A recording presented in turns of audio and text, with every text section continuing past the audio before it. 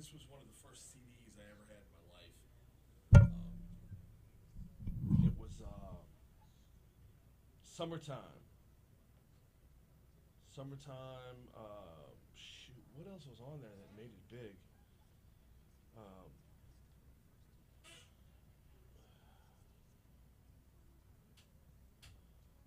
I remember You Saw My Blinker, Dumb Dance, I'm All That, The Things That You Do. God, you had a remake of a disco song on there, which was Ring My Bell, was it? Home Base was the shiz, man. That was one of the first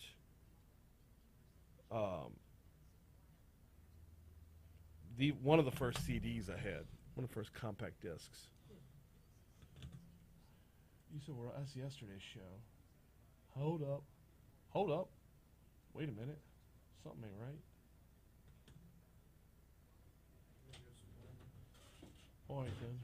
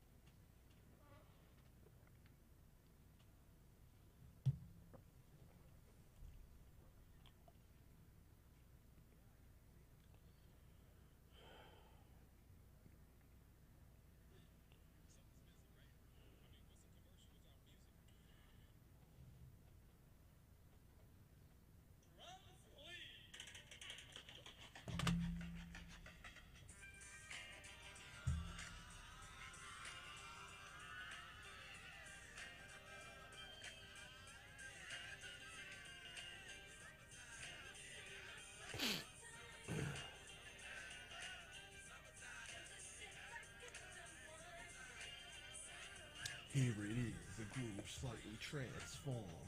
Just a bit of a break from the norm. Just a little something to break the monotony of all that hardcore dance that it's got to be a little bit out of control. It's cool to dance a little. The tools and moves romance. Give me a soft little mix. And if it ain't broke, then don't try to fix it.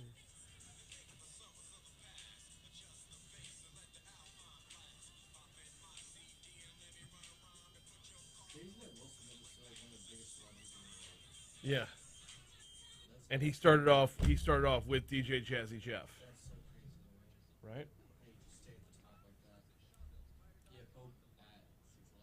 Yep. Hope Ministries.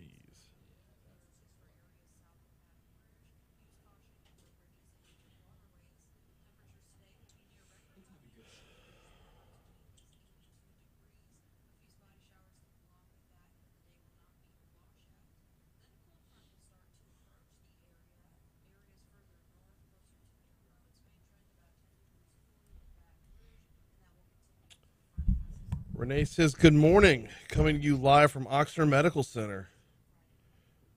We were next door to the folks from Oxnard last night at the Ascension Chamber Annual Awards.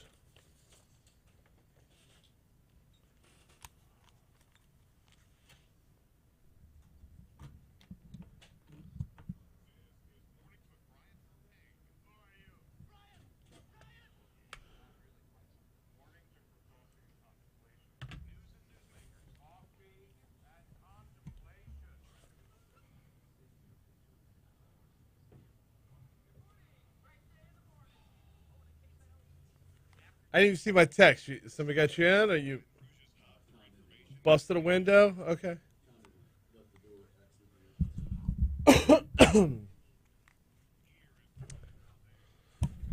606 to Talk 107.3 FM, WBRP. Good morning, everybody. Brian here with you. Jake producing. We call it Mornings with Brian Haldane. We are off and running on a busy Wednesday morning. And woof. We've got so much show today, we don't even stop at 9 o'clock. Nope, we actually go all the way up until 9:11 today. 11 minutes after 9. Sorry. Don't want to get confused with that notorious date. All right, here's what we got on the rundown today. Attorney Franz Borghardt in the House for legally served coming up about 20 minutes from right now. What are we talking about with Franz? Well, conviction in a hate crime case, the Ahmaud Arbery sentencing. Former St. Tammany Parish Jack Strain, going to go to jail for a long, long time.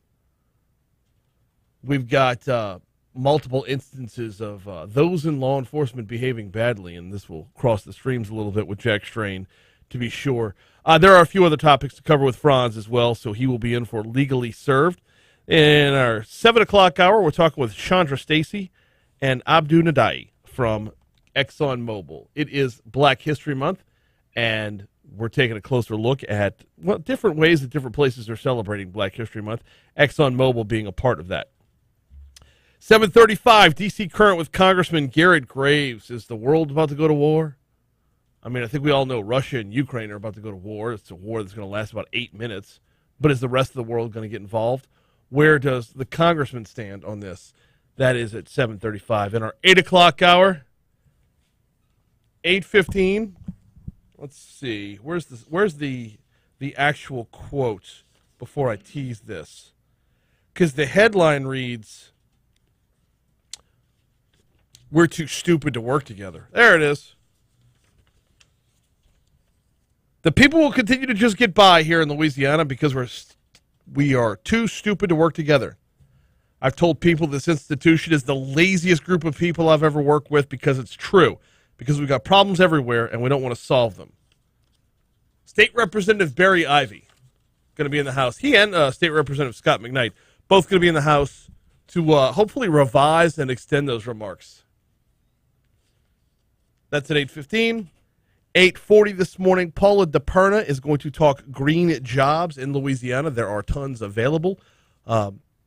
Big announcement yesterday in that regard, and we'll dive a little bit further into that at 8:40. And then 9:04. Oh, children of the 80s and 90s, it is time to dial it in. So growing up, there was a sitcom called The Fresh Prince of Bel-Air, starring, of course, Will Smith. Now, I believe it's Peacock, has a revised, grittier, more raw version just called Bel-Air.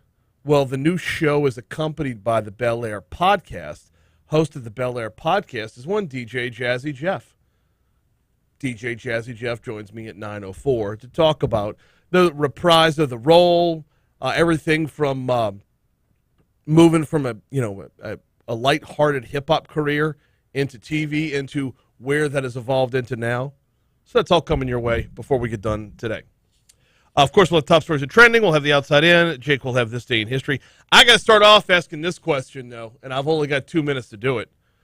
Has the Spanish Town Parade crossed a line with this year's theme? Have you seen this year's theme, and do you still plan on taking kids out to the parade? For years, it's been, I'm not taking my kids. It's too raucous out there. Oh, we'll go to the family zone. Go to the safe zone. You can take your kids there and it won't be a problem. No, because the problem this year is actually on the floats. From The Advocate, Spanish Town's Neighborhood Association is distancing itself from the theme of Saturday's parade, a raunchy play on words that combines a common Christian phrase, pornography, and flamingos. Board members of the historic Spanish Town Civic Association voted last week to support the parade, but noted it didn't like the phrase or the theme, porn again flamingos. Of course, they're talking about having to take a year off because of COVID, so they're born again, meaning the parade is reborn. But they're porn again. Quote, "We love the parade, we support the parade, we're just not happy with this year's theme," said Jeff Gober, chair of the association.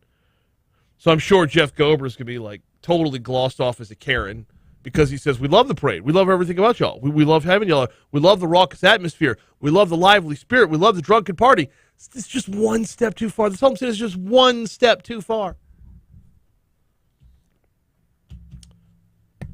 Robert King, president of the Society for the Preservation of Lagniappe in Louisiana, was quoted in the Advocate article. He said, we helped make that neighborhood famous. The neighborhood was just another neighborhood downtown. Now when people hear Spanish Town, they know where it is. Wow. Only problem is, do you know where it is in order to avoid it? That's the real question. Did Spanish Town go too far this year?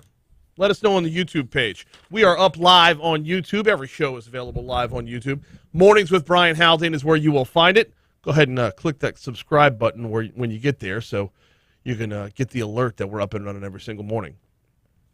We're due up for our first break. After that, sports. Oh, we got so much ground to cover in sports. Tell you what, though, before we hit that break, got to remind you about Rise LA. RiseLA.biz is the website. The countdown is on to March 22nd, y'all, for the big business and industry luncheon that Rise LA is hosting. Looking to battle the workforce crisis, looking to get some folks, the lower to middle income employees that are going paycheck to paycheck, if not already on welfare. You can change the way you do business in order to get them off of welfare while at the same time raising profits.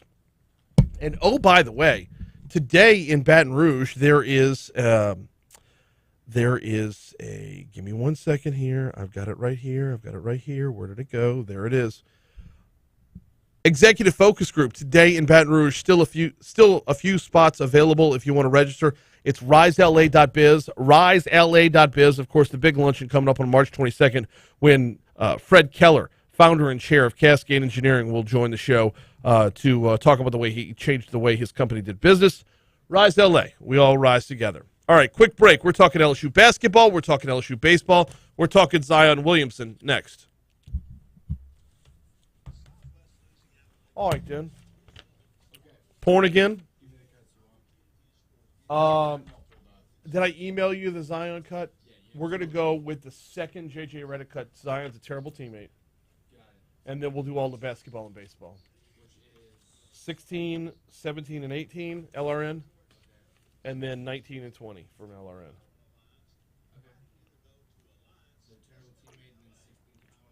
Mm-hmm.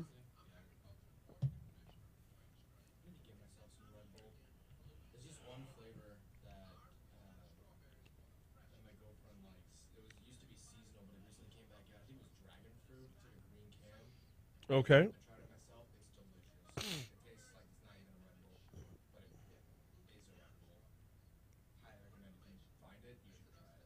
They sell them in like 4-can packs. You should definitely try it. Well, they also there's multiple ones in the green cans now. So I don't. You got to read it to make sure you get the right one. Which one has fentanyl? Not the ones I'm drinking. Yes. Cocaine flavored. Woo! Let's bring it back like we're in the 1910s. Coca-Cola. Ooh, I got to update the spot. The parade's already over with. Come on. Next Wednesday, I'm going to be out of town. Yeah. So I'll have to call in. That's fine. I'll be in Grapevine. Okay. Texas? Yes. All right.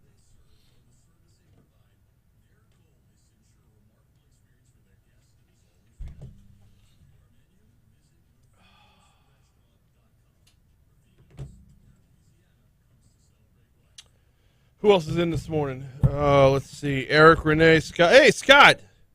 Well, poor Scott. Scott McKnight's going to come in here. He did nothing wrong. The Advocate quoted Barry Ivey. Why did Scott get dragged into it besides the fact that he's in the legislature? Those two, they're frenemies? Not frenemies. They're what are they when they sit next to each other? Whatever that's called. He was Anyway, blast radius. Yeah. Okay.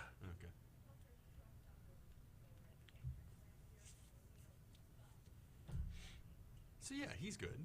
Oh no, Scott's golden. Scott's golden. Scott did nothing wrong. I appreciate him like stepping up, saying, "Hey, whoa, it's getting a little misconstrued." And I'm like, "Yeah." What's getting misconstrued? He said we're too lazy and stupid. The bigger problem is that, or the bigger problem that Barry Ivey has is that so much gets done ahead of time. Which I asked Clay Schecksteiner about this yesterday. It's like, why have public input then? Why have public?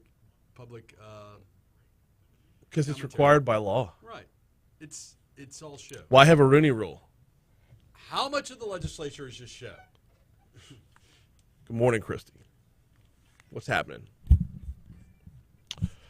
Oh, we got more sports to cover than we got time for, so let's get right down to it. You saw the story earlier this week about how The Pelicans, the New Orleans Pelicans, sent out their season ticket information, and when talking about who you as a ticket holder or a potential ticket holder would come out and see, Zion Williamson was not listed. Raised a lot of questions. Is he gone?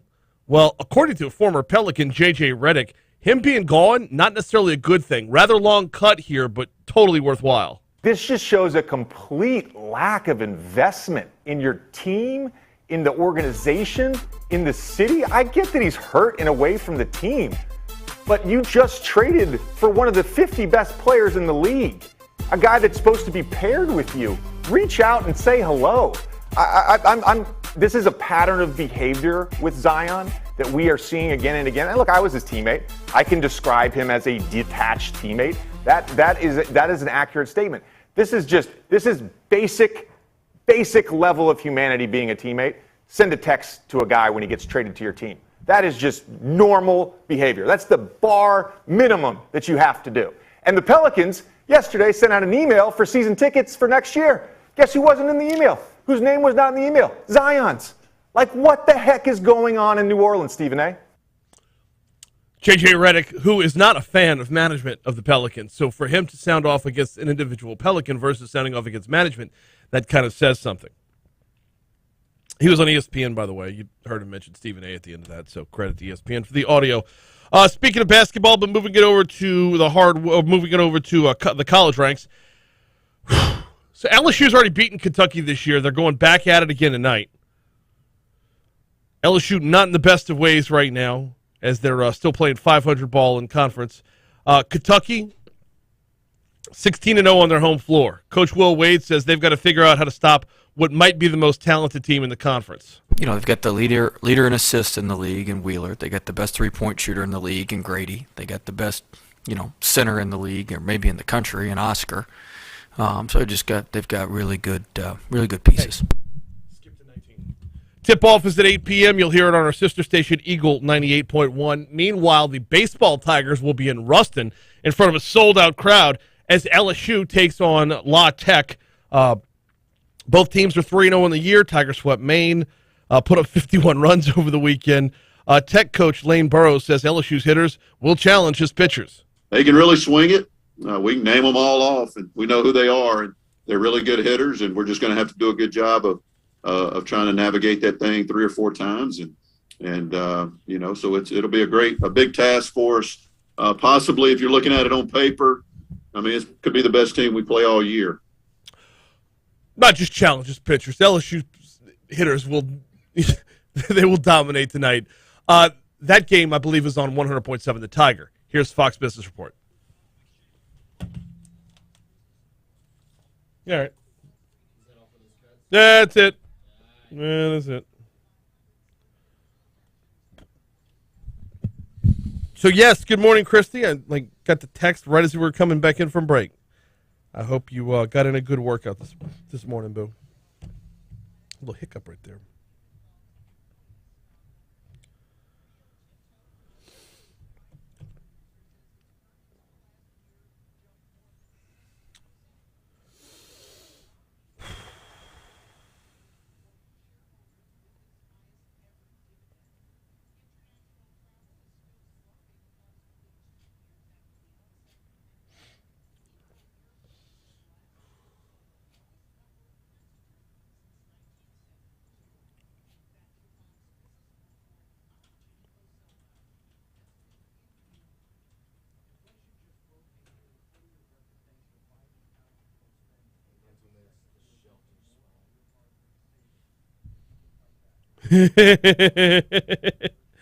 Yeah, wife texted me back. She says that was a week. Good morning.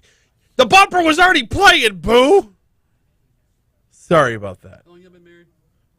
We're in our 21st year. Right. And how many of those 21 years of being married? How many years have you been doing radio? I'm in my 18th year. Right. Wow. I guess what I'm saying is every morning is not going to be It's fair. not going to be a. It's fair. But I'm the last person to give marital advice, so You don't want to take advice from me. It's all good.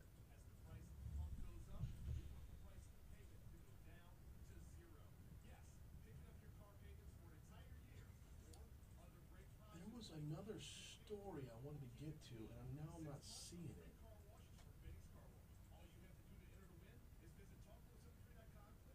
Oh.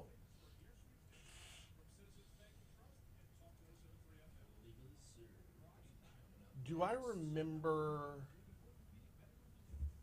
Do you have a connection to the Brett Gerald case? Is that yours? Which one's Brett Gerald? I mean, that's a no, but Okay. Well, yeah. DUI out in killed 3 people. killed 7. 7. They're trying to figure out Yeah. what's a reasonable sentence. Yes. That'd be a good talk. It's up at the Advocate.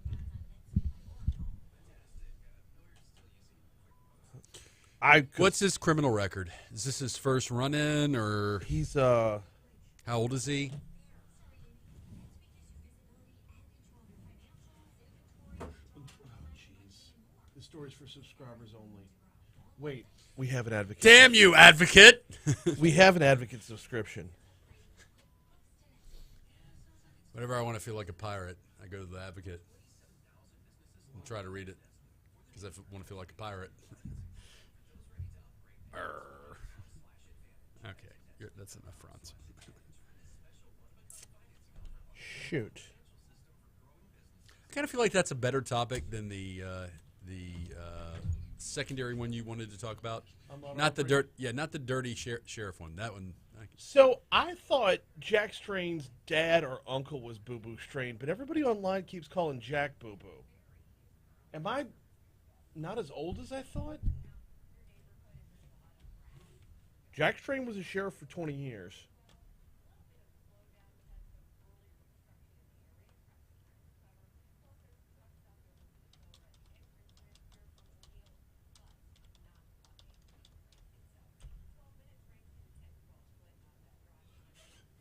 Ha-ha! They'll be logged in on all these dead dumb computers.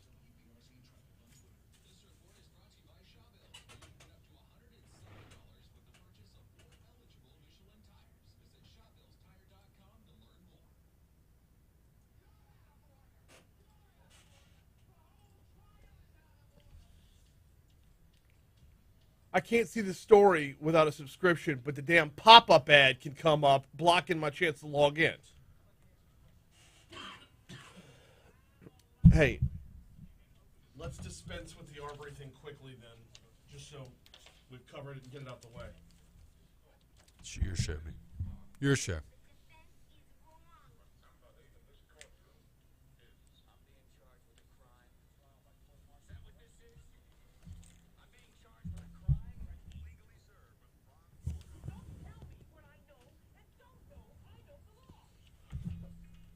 Yes, it's time for Legally Served. Yes, it's time to welcome in attorney Franz Borghardt. What's happening, man? Y'all's world. I'm just a squirrel. Just a squirrel on a Wednesday. Trying to help you guys out with exceptionally good legal commentary. Exceptionally good. Well, that's why we continue to call on you. Me speak law good. We've got 3 different topics to talk about today, which I don't know if we're going to get to all of them because I think one is going to kind of reign supreme over the other 2.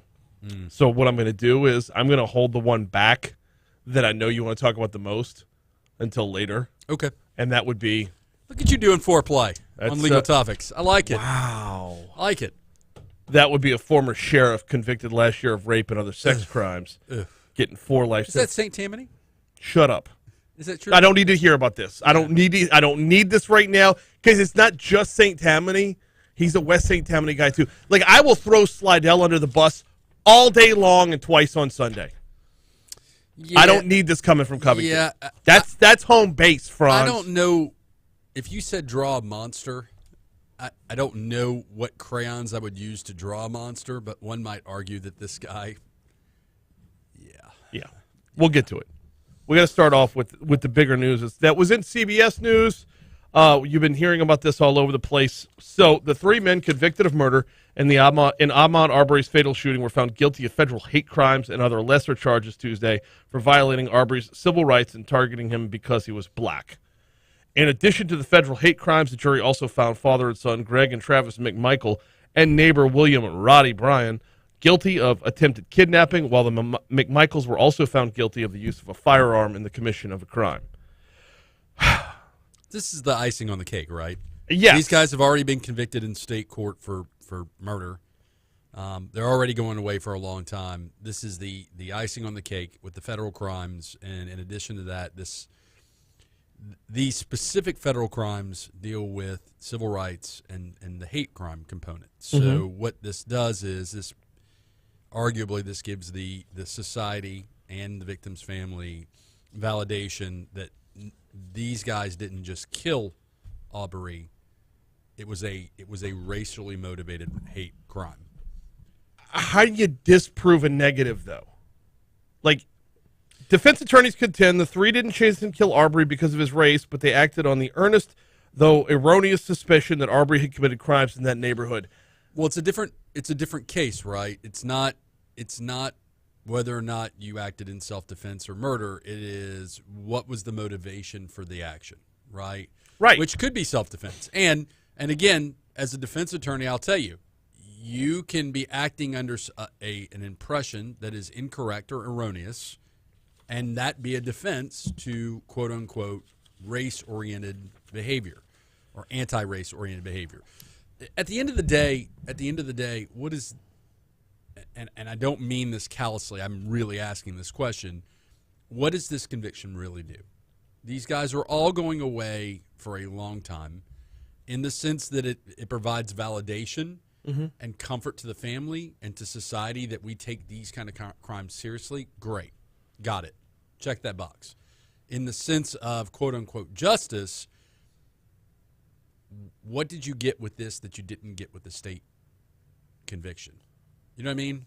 The difference between, yeah, yes. I mean, well, like I said, that's why I referred to it as the icing on the cake, right? Because it's going to give extra jail time. And theoretically, that jail time should run, concurrent, under federal law, should run concurrent to the state crime for murder. Which does absolutely nothing for extra jail time. Right. It's double secret probation. Right. Okay, so I guess my question here is, no, it's not so much a question as much as that you ask, what is the result of this? What does this actually do?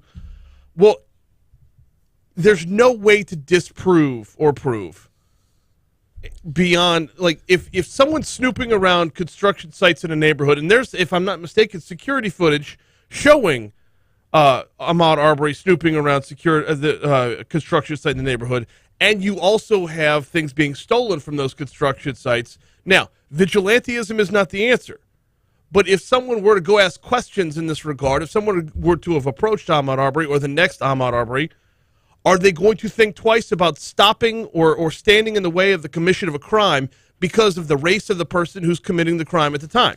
Well, I will remind you and the listeners that under the law, you're under no obligation as untrained, unlicensed, unbadged citizens. You're under no obligation to take the law in your own hands. And in fact, you taking the law into your own hands can lead to you getting arrested. All right, this is why I wanted to lead with this one, and now we're going to have to push this off to the second segment because I have to ask this one question before we move on. What happens when a property crime transfers over to a person being attacked? We're going to have to pick that up after news, though. Coming up on 631 at Talk 107.3 FM, we will check CBS News, get the latest from Russia and Ukraine. We'll check our local news, traffic, and weather. The Legally Served continues next.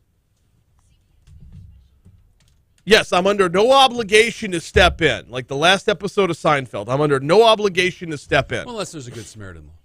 But that's a third party. I can't have a Good Samaritan if the person who's committing the crime is black. So Seinfeld, which was a very funny comedy sitcom. The Good Samaritan law is you see a crime happening to a person and you stop it. You have to stop it. We are talking Aubrey started as a suspicion of a property crime that later morphed into the murder of someone. Murder of the person who was accused of committing the property crime. And look, fact not in dispute, these guys were convicted of murdering him. Correct. So, I mean, it's yeah, they got it wrong, Maybe. And they definitely went too far, says a jury. They murdered him. Right. Look, so with the race crimes, it's easy when it's like a bunch of Klansmen standing around like doing something to a young black person. That's easy, right? Right. That's easy. Which, by the way, their white privilege isn't really paying off for them very much, is it?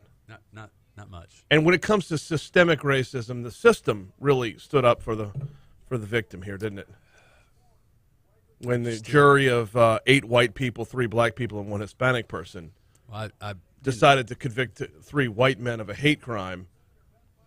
White guilt. Huh? White guilt. Is that a thing? White guilt? I mean, yes. Clinton says the elitism of people from Covington, Mandeville, and Madisonville towards Slidell is distressing Brian. Hey, Haggai, what's going on? Good morning, guys. Haggai's in this morning. What's happening? See, Haggai tunes in the show when he's not on. That's nice. Some of us have real jobs. You're in blue jeans. Don't give me that. I'll be in the office today. Well, I'm in blue jeans at 6:33. You know, I have to go home after this, let the dog out, you know. Wow, let's hope that's not a euphemism. It's an excellent song. So, changing gears slightly. Ow! Wait, shit, I cramped. So you're acquainted with the Sir Mix-a-Lot song "Baby Got Back" as a DJ. Been DJing weddings for 20 plus years. Okay. Yes. So, someone sent me a video about the Nicki Minaj spinoff of that song. Mm-hmm. Right? You're familiar with that. Mm-hmm. And so I then asked the question, I wonder what the net worth of Sir Mix-a-Lot is. Because that was a hit song. It made over $100 million throughout its history. Yeah. Net worth of Sir Mix-a-Lot, $20 million. I think he ran into some financial crimes back in the day. $20 million. Nicki Minaj, $80 million. Holy crap. Now, she brings a little bit more to the table than Sir Mix-a-Lot. Sir Mix-a-Lot had, what, one? How many hit songs? So I was a hip-hop fan in the 90s, so I also know,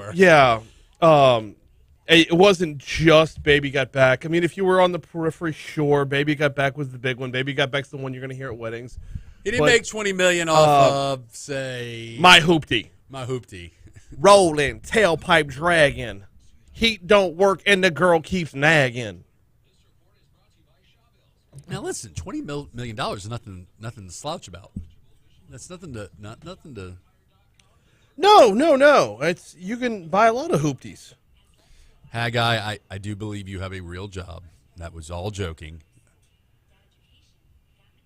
Now I got to look up the list of Sir Mix-a-Lot songs because my posse's on Broadway. How do I forget that one? How could you forget My Posse is on Broadway? Also, Jump on It. Did he do that one? So the Sugar Hill Gang did Apache. Okay. And he sampled Apache with Jump on It. So Sir Mix-a-Lot is responsible for Jump on It. Yeah. From Apache. Yeah. You got it.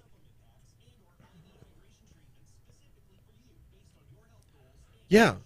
And then was it Mix 104.1 out of New Orleans came up with a New Orleans version where they did like all the different neighborhoods and whatnot? So now I'm going to I want to go maybe deep dive into the autobiography or biography of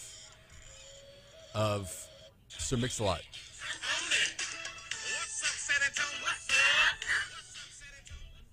That's Sir Mix-a-Lot, yo. So yeah, you want to do a deep dive into Mix-a-Lot's bio? Yeah. It's worth Where did the money go? What happened? Maybe some bad business decisions? Having an entourage is expensive. Ask MC Hammer. That was back when you had to have entourage. Ask MC Hammer. I know. Nicki Minaj doesn't have an entourage, does she? No, she's just got there's no room in the car with that booty.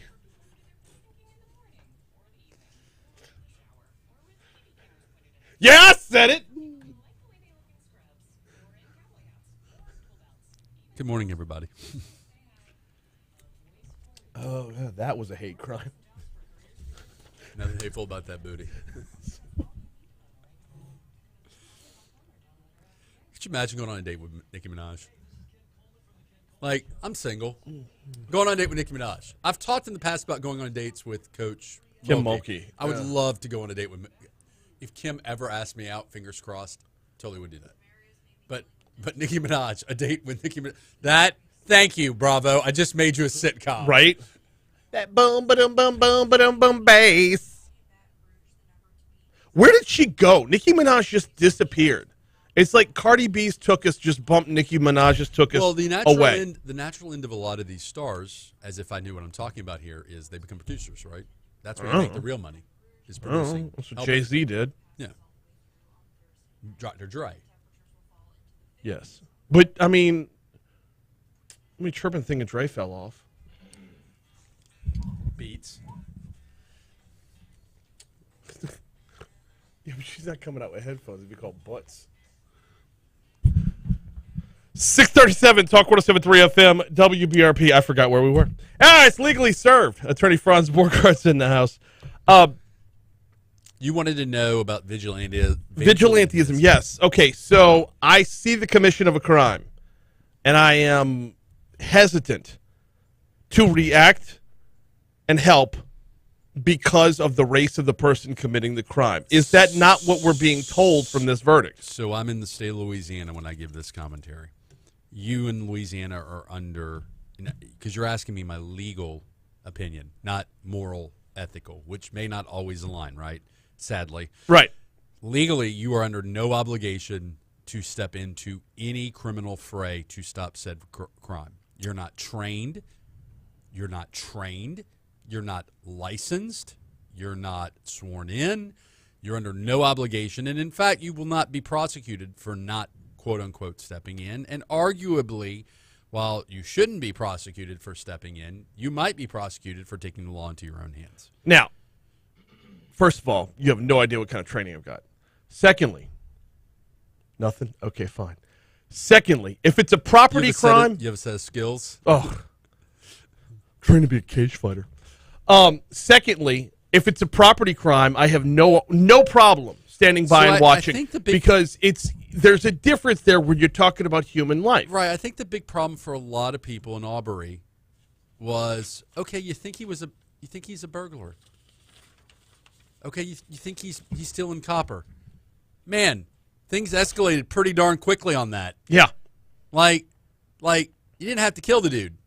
Right? That is the argument. That is the escalation argument. Right. If they had detained him and no harm befell him and they had just detained him, we wouldn't be, I mean, like would they have prosecuted these guys for detaining him under suspicion? No. Absolutely And this is all going to come back around to, they shouldn't have even detained him at this point. You see the man, you take the picture, you report it on the P3 app to Crime Stoppers. That's how that works. And then you go about your business. Stuff is not worth a life. Right. Look, it's fair to say Baton Rouge is like a police state right now, right? It's in the jungle, right? I mean, it's Welcome to the Jungle from Guns N' Roses. I mean, that's how I feel about Baton Rouge right now. Wow. All right. And that's not racist of me to say. It's high crime, a lot of property crime. There is a lot of property crime. Police overwhelmed. We've seen articles about the insufficient funding of the Baton Rouge police with regard to the lawsuits that they're having to use legal fees for. High crime. Yeah. Should you step in if you see something? Well, stepping in might be calling 911. But that's exactly the point. But the difference is when seconds matter, police are minutes away. Now, I realize I'm transferring this, which was property crime, over to the possibility of a person being harmed. Jump on it. But you had to be there during the break to get that joke. But if I am reading this article from the Associated Press, as I did, if I'm watching the coverage on the news, isn't the message to me, it's not going to make a difference. It's the color of the accused that makes the difference as to whether or not I should get myself involved in helping. Well, I don't know that I'm going to go that far as far as a conclusion that can be drawn from this incident. You had two different cases. You had two different prosecutions. The first one was whether or not these guys committed murder or were acting in quote-unquote self-defense. The self-defense argument failed in the criminal proceeding. Right. It did not prevail. The second trial was were you acting in furtherance of racist intent? Was this a hate crime? See, the intent part is the part that I have a problem with, simply because they're going to say no, the prosecution's going to say yes. Now, as I understand it, they had strings and strings of text messages that kind of prove the prosecution's case. Yeah, it's always bad optics when you have, racist text messages that describe how you feel about a race. Right. And then you kill a member of said race. Right. That give your defense attorney something to work with. No. He's the language was fluffier in Rock Ridge. Yeah.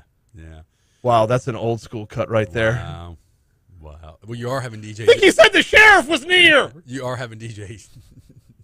Yeah. All right, we got to move on to. You know what? I'm going to reverse order here. Let's talk about Jack Strain. Let's talk about my my former home of St. Tammany Parish. The former sheriff, convicted last year of rape and other sex crimes, will spend the rest of his life in prison without the chance of parole. WWL-TV reports that Jack Strain, who headed the St. Tammany Parish Sheriff's Office for 20 years, received 4 life sentences yesterday.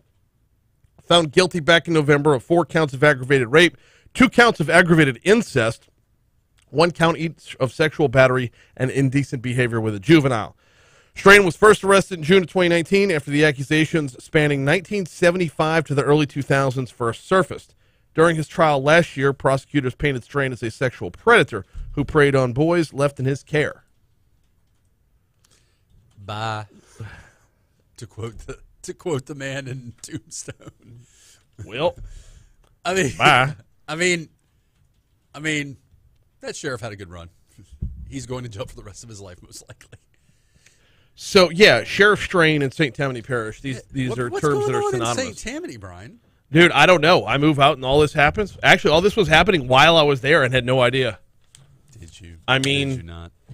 So, sheriffs of small, and I don't know if it's fair to say these are small town sheriffs. I mean, St. Tammany's no. 1975 to 2000. This is like I moved out of St. Tammany Parish in '95 when I came to LSU. There's a lot of money there, right? There's a lot of piney woods. There's a lot of small townness there. St. Tammany didn't fully explode until Katrina. Blossom. Potato. Okay. It exploded. So basically this sheriff ran amok, did a whole bunch of sex crimes. They prosecuted him and convicted of how many of them? I mean, it wasn't. It was found guilty in November of 4 counts of aggravated rape, 2 counts of aggravated incest, 1 count each of sexual battery. And he has that federal pending charge for bribery. There's that out well, there. Didn't he already plead guilty to that one? I gotta look. Pretty sure he pled guilty to the bribery charge. When you're staring at the barrel of a rape allegation that probably has some validity to it, you're not going to dig your heels in on the bribery charge. The bribery charge is not the hill you're going to die on. No, you're not convicted of 4 counts of aggravated rape, 2 counts of aggravated incest, and say, damn it, I didn't take any payments, though. You know what he could have done, though? What? He could have been thinking he was going to use, I plead guilty to the things I did defense. Right. I cannot plead guilty to these heinous sex acts that I never did. If I would have done it, just like the bribery, wink, wink, nudge, nudge, I would have pled guilty to it. Trying to plead to something. That is a defense maneuver sometimes. I'm sure it is. I accept responsibility for the things I really did, but I can't accept the responsibility morally, ethically for something I never did. Is there anything to extrapolate from the Jack Strain case that we can look towards? Okay. No, not really. He just monster getting put in a human cage because he's not my I didn't represent him. I can call someone else who's a rapist a monster. It's okay. No. But if he's you're giving me this look. No, the look is when we see other monsters be accused of things, particularly those that have worked in sheriff's offices. Can we have comps here? Is this a precursor for what we might? I think in terms of if you have a law enforcement officer that uses their position of power to commit sex crimes against juveniles or against citizens, right? Because there's a spectrum here. There is, hey, you just do nasty stuff with juveniles.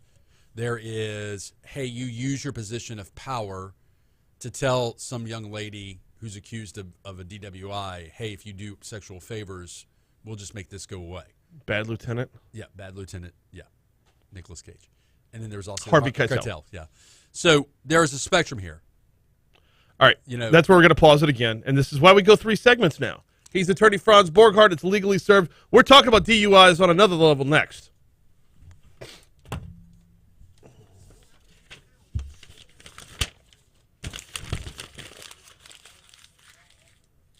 Ooh, the third annual Gumbo Run 5K. Scotlandville High, 7:30 a.m. I like gumbo and fitness mixed together.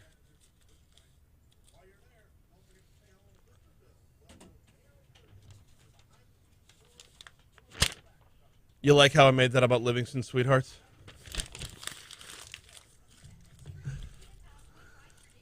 Maybe that's the problem. I've been looking for love in Baton Rouge. Maybe I need to spread my wings, go to St. Tammany or Covington, or is Covington in St. Tammany? Covington is the parish seat of St. Tammany. Yeah. And when I say look for love, I mean don't do what that guy did. I'm talking about like lawful love, not. I'm still holding out for Mulkey. And Nicki Minaj, apparently. No. I couldn't hang with that.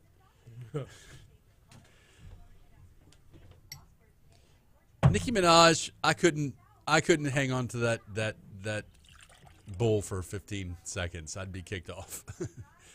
And I don't mean that sexually. I mean that's just a lifestyle. Ow, son of a biscuit. My left knee is killing me. It's killing my workout every day. Troy says we should be prosecuting actions different than feelings, but the current state of humanity is pushed to control, punish feelings, no doubt. Well, Troy, as long as prosecutors are elected officials or appointed by a political appointment, we are going to let those things influence our decisions. I'm sorry, it's a reality. It is a reality. Wait. Hey, let's not mince words here, though. Can't you replace the word feeling with motive? No, I think he's talking about the feelings of the people, not the feelings of the. Oh, I thought he was talking about the Arbery trial. No. Like you can't prosecute the feelings, meaning they're racist. I don't really know what Troy's trying to say here. I can't get inside the Troy's head, but Byron says the crime part was already illegal. The hate part are thoughts and feelings. Should we be prosecuting feelings or actions? Yeah, that's what he's talking about. If you murder someone because they cheated on you, is it you're prosecuting the feelings? Well, that's different because we have a specific crime that contemplates that action, and that's manslaughter, heat of passion, right? Right. You know, it's not provocation, so to speak, but it's. Anyways.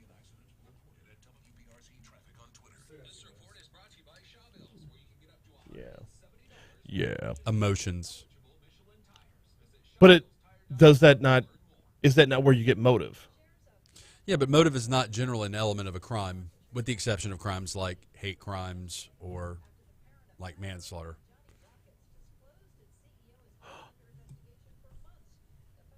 Johnny Rockets closed down?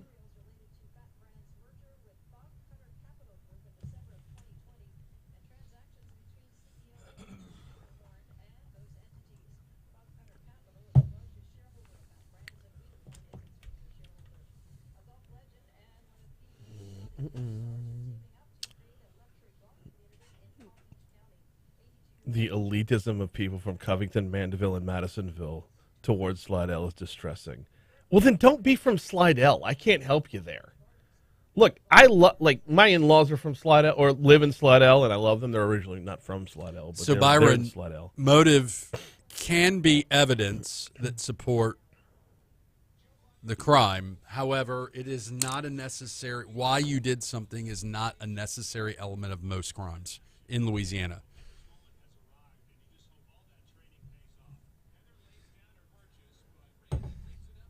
Troy, that was an excellent Austin Powers reference. Allow myself to introduce myself.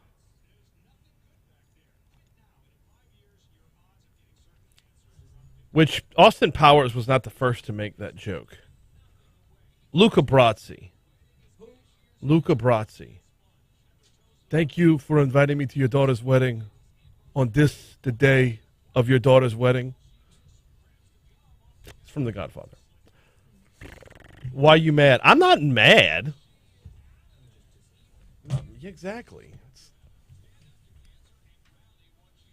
Fun fact, 1869 on this day, Louisiana governor signs public accommodation law. Okay.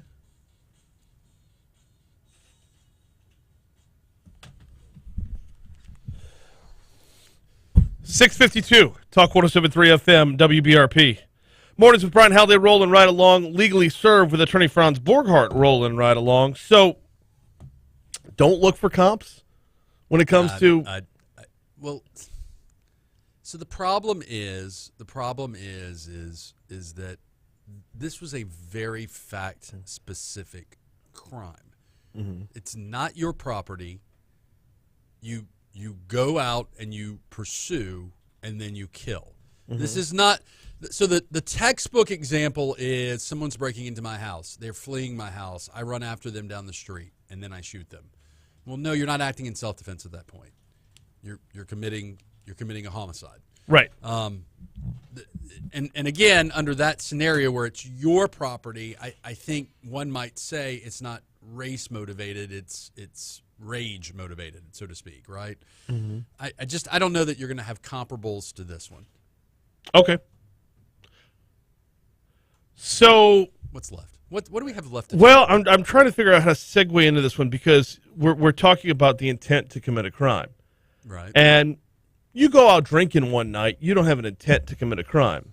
It's a general intent crime. So in Louisiana, general intent is I don't specifically intend to kill somebody when I get drunk behind the wheel, but the action of getting drunk behind the wheel,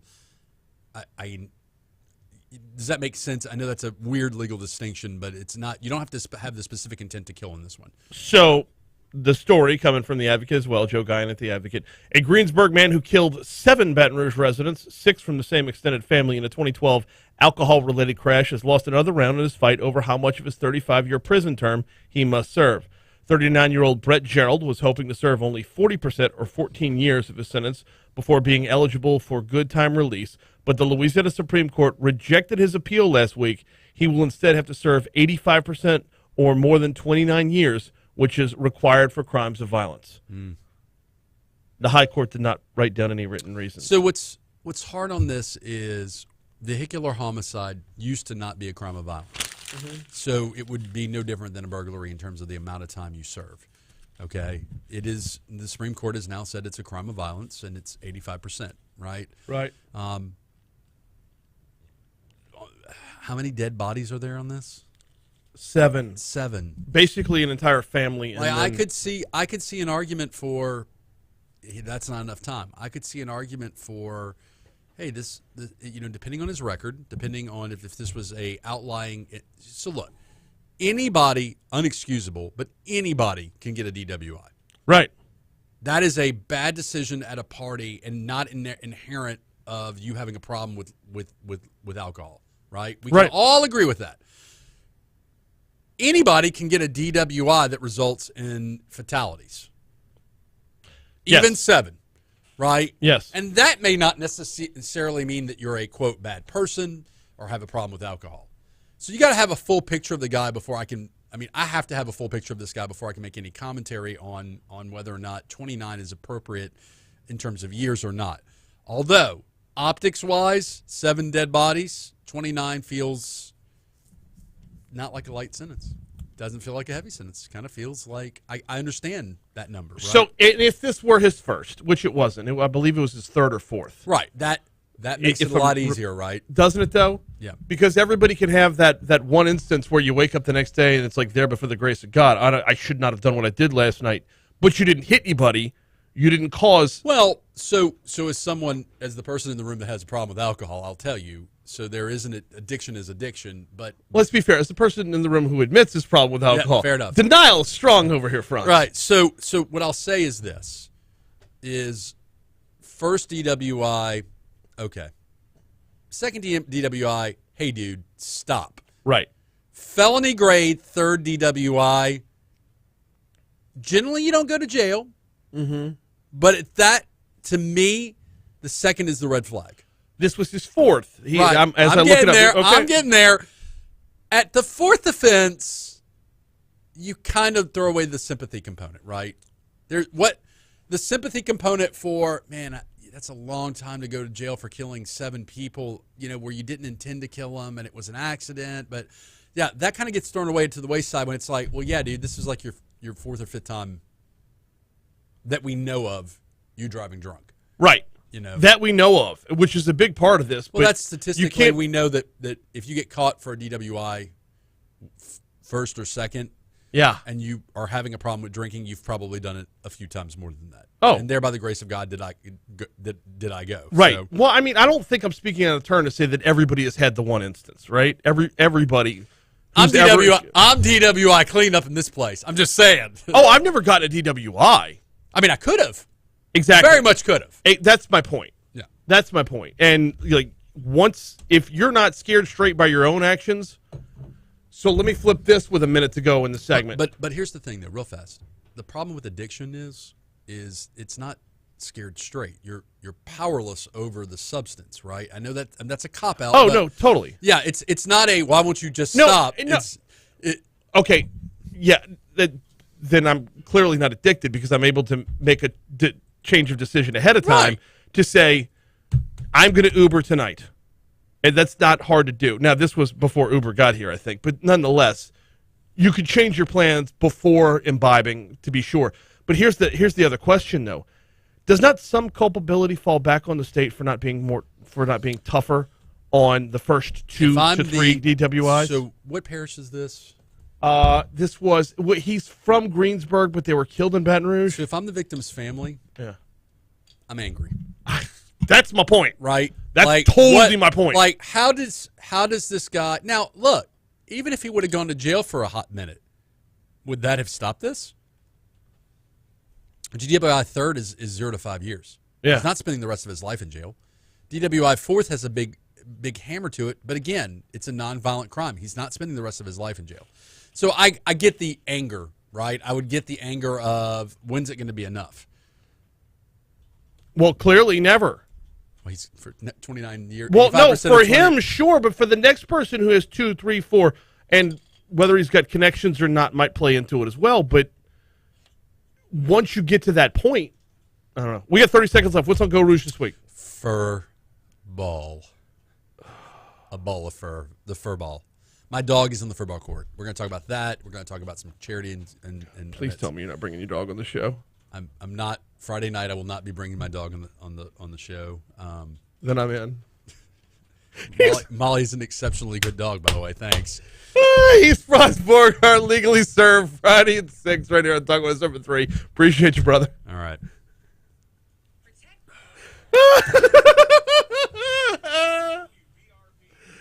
Oh, so good. Ever heard the name Gaston Gerald? I don't know why. Because Brett Gerald's his grandson. The guy from the 7DW7 killed. Let me tell you something. Here's the deal. You ready? Yeah. I know this is going to come as a shock to you. If I don't represent them, do I really care? Now, once they hire me, they're innocent. Angels. They're innocent in a way that no one's ever been innocent before. They're innocent until the jury gets it wrong. Later, bro. Thank you.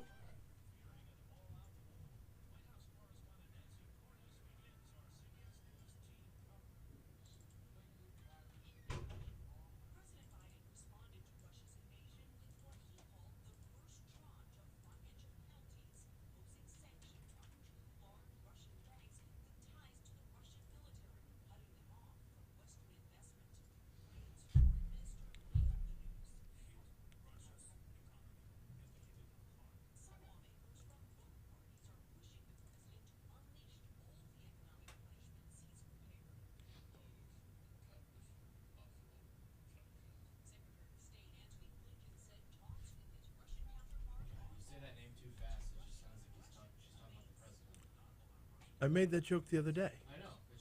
It's Abe Lincoln. I know. It still remains.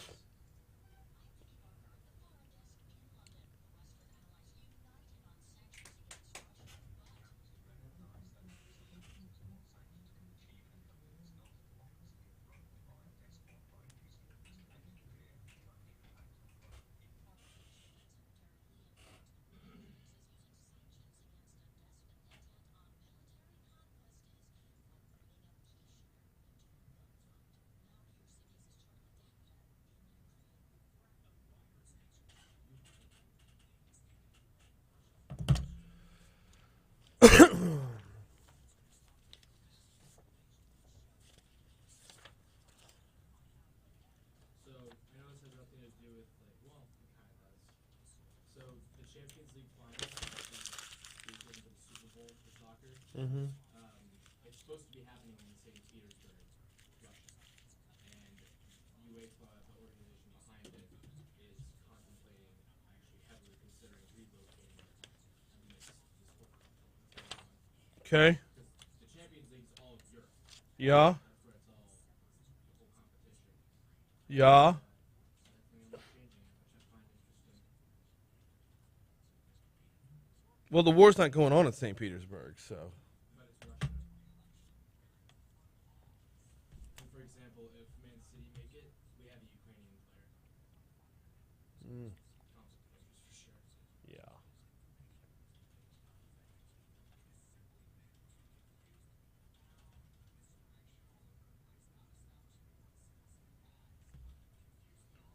Kind of a crappy birthday day, isn't it? Yeah. I haven't fully dove in yet. I'm only on the athletic ones so far. The sports ones. I got 3 sports games in all basketball. Andrew Wiggins. Andrew Wiggins, D'Angelo Russell, and Jamal Murray. Mary, prisons.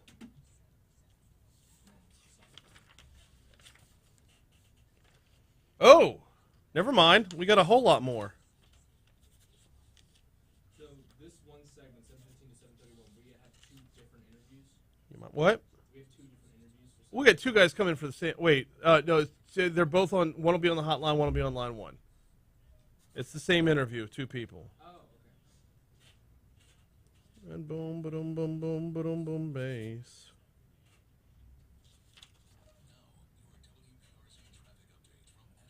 Boom, boom, boom, boom, boom, boom, bass. Does she actually do that song? I got that super bass. Yep. Oh, yeah. I guess that's what kind of was it come up.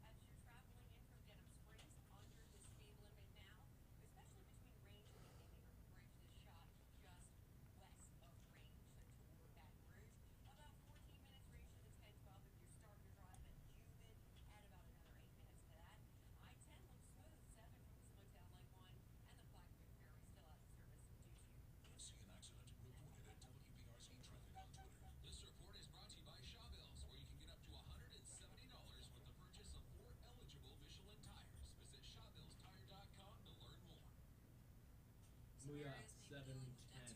I missed one. Yeah. Was it? Yeah, Tim Burns. I'll do that one right now.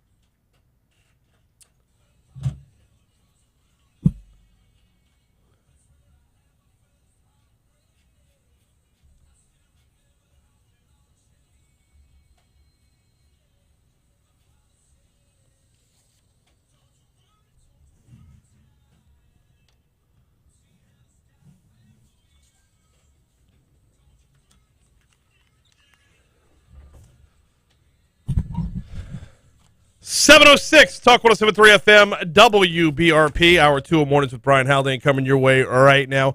Brian here with you. Jake producing. Whew. Man, thanks again to Attorney Franz Borghardt for another great legally served segment. That was fantastic.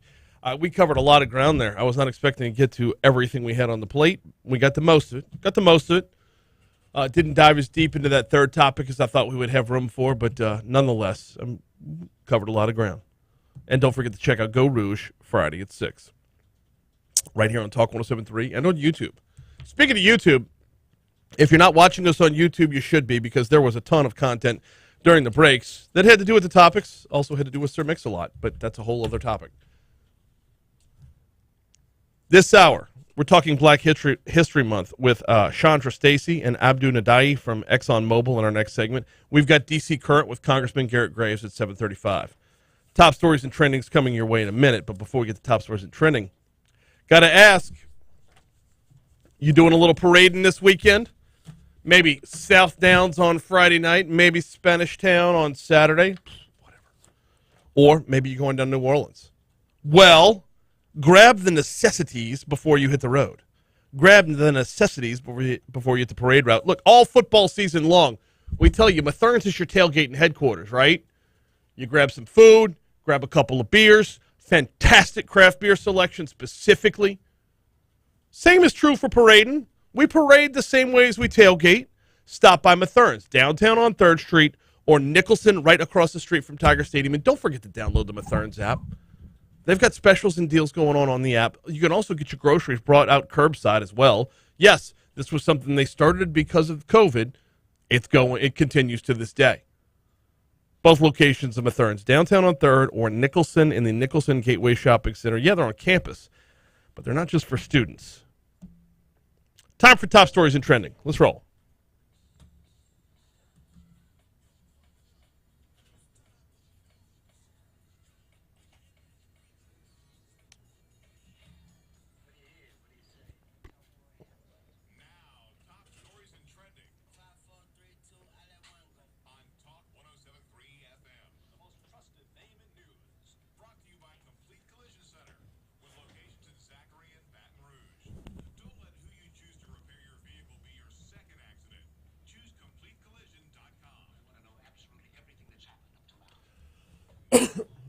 Man suspected of organizing a criminal operation that targeted catalytic converters throughout the capital area was booked on additional charges Monday.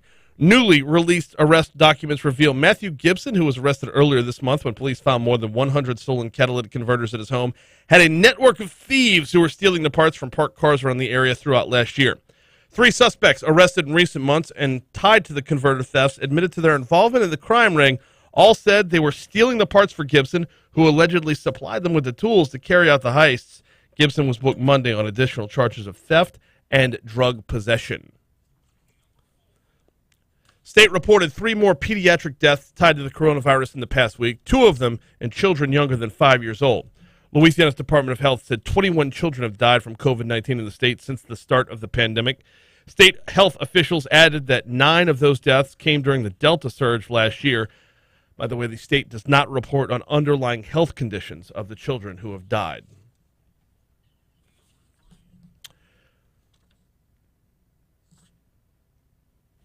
Here's one you don't see every day. Hopefully. A man was rushed to a hospital after he reportedly set himself ablaze outside a gas station in Mid-City. Oh, yeah. Authorities told WBRZ the man was taken from the scene near the intersection of Florida Boulevard and Acadian Thruway in critical condition. Sources said the incident was first reported shortly after 10 a.m. Tuesday. Firefighters responded to a call, found burning clothes at the front door of the Circle K at that intersection. They put out the flames. No other details related to the incident were immediately available. I think we could all just say thank God it didn't get worse than it was. You're talking about a fire in the parking lot of a gas station. That could have gone south quickly.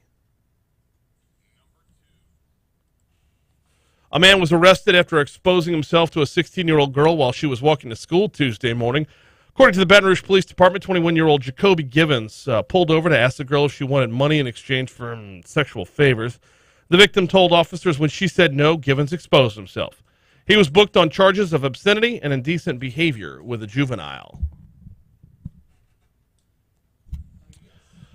Many black Democrats on the East Baton Rouge Parish Metro Council made one thing clear on Tuesday when it comes to redistricting. They'll be pushing hard to create at least one more majority-minority district within the city parish.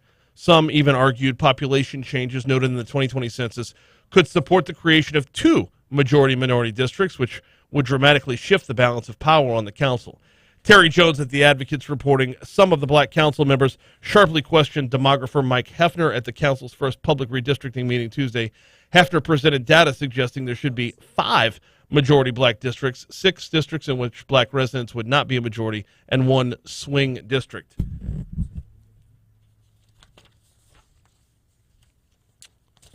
I'll be shocked if it doesn't end up with, if not 2 majority-minority districts. We're going to see a shift to an at-large council seat eventually, aren't we? Those are your top stories. Here's a look at what's trending this morning. Sad story out of Texas. A skydiving instructor was killed after his parachute failed to open during a tandem jump in the Houston area. A student who was doing the tandem jump with the instructor was seriously injured Saturday, Skydive Houston said. Both were airlifted to a Houston hospital after the jump in Waller, which is about 40 miles northwest of Houston.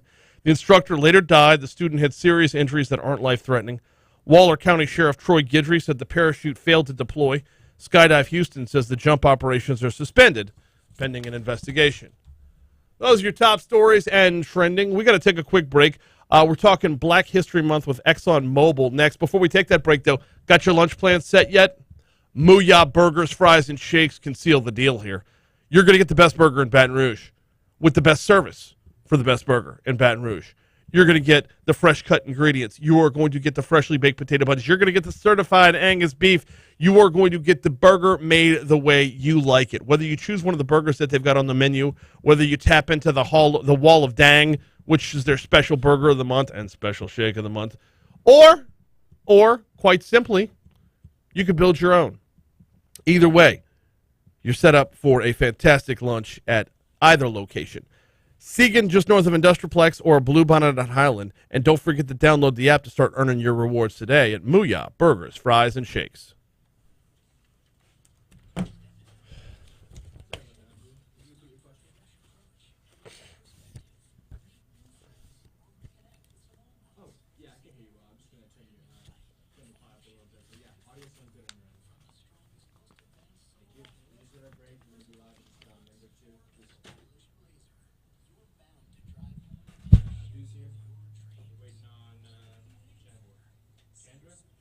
Chandra.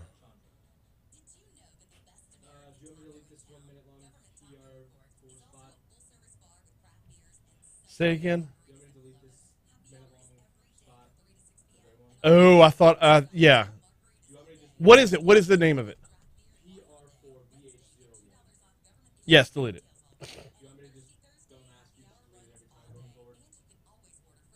Yeah, there's no reason to promote the show during the show. I need to be promoting the show. Yeah. And cool story, bro.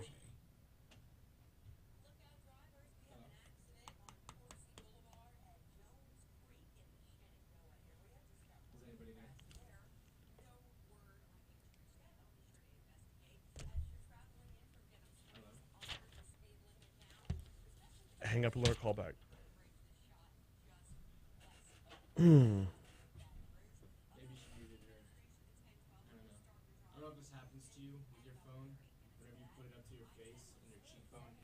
Mute. It's happened.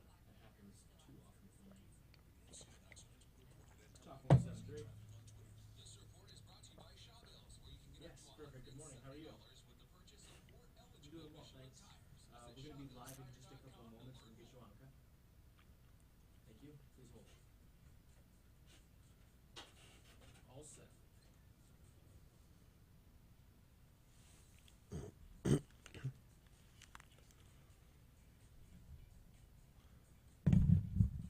.715 Talk 107.3 FM WBRP. Mornings with Brian Haldane rolling right along. So it is Black History Month all the way up until Monday. All of February is Black History Month.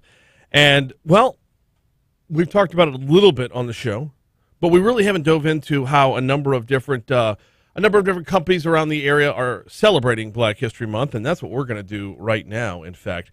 I am joined right now by Chandra Stracie, Exxon Mobil Baton Rouge's Public and Government Affairs team member, and by Abdou Ndiaye, Polymers Maintenance Second Line Supervisor.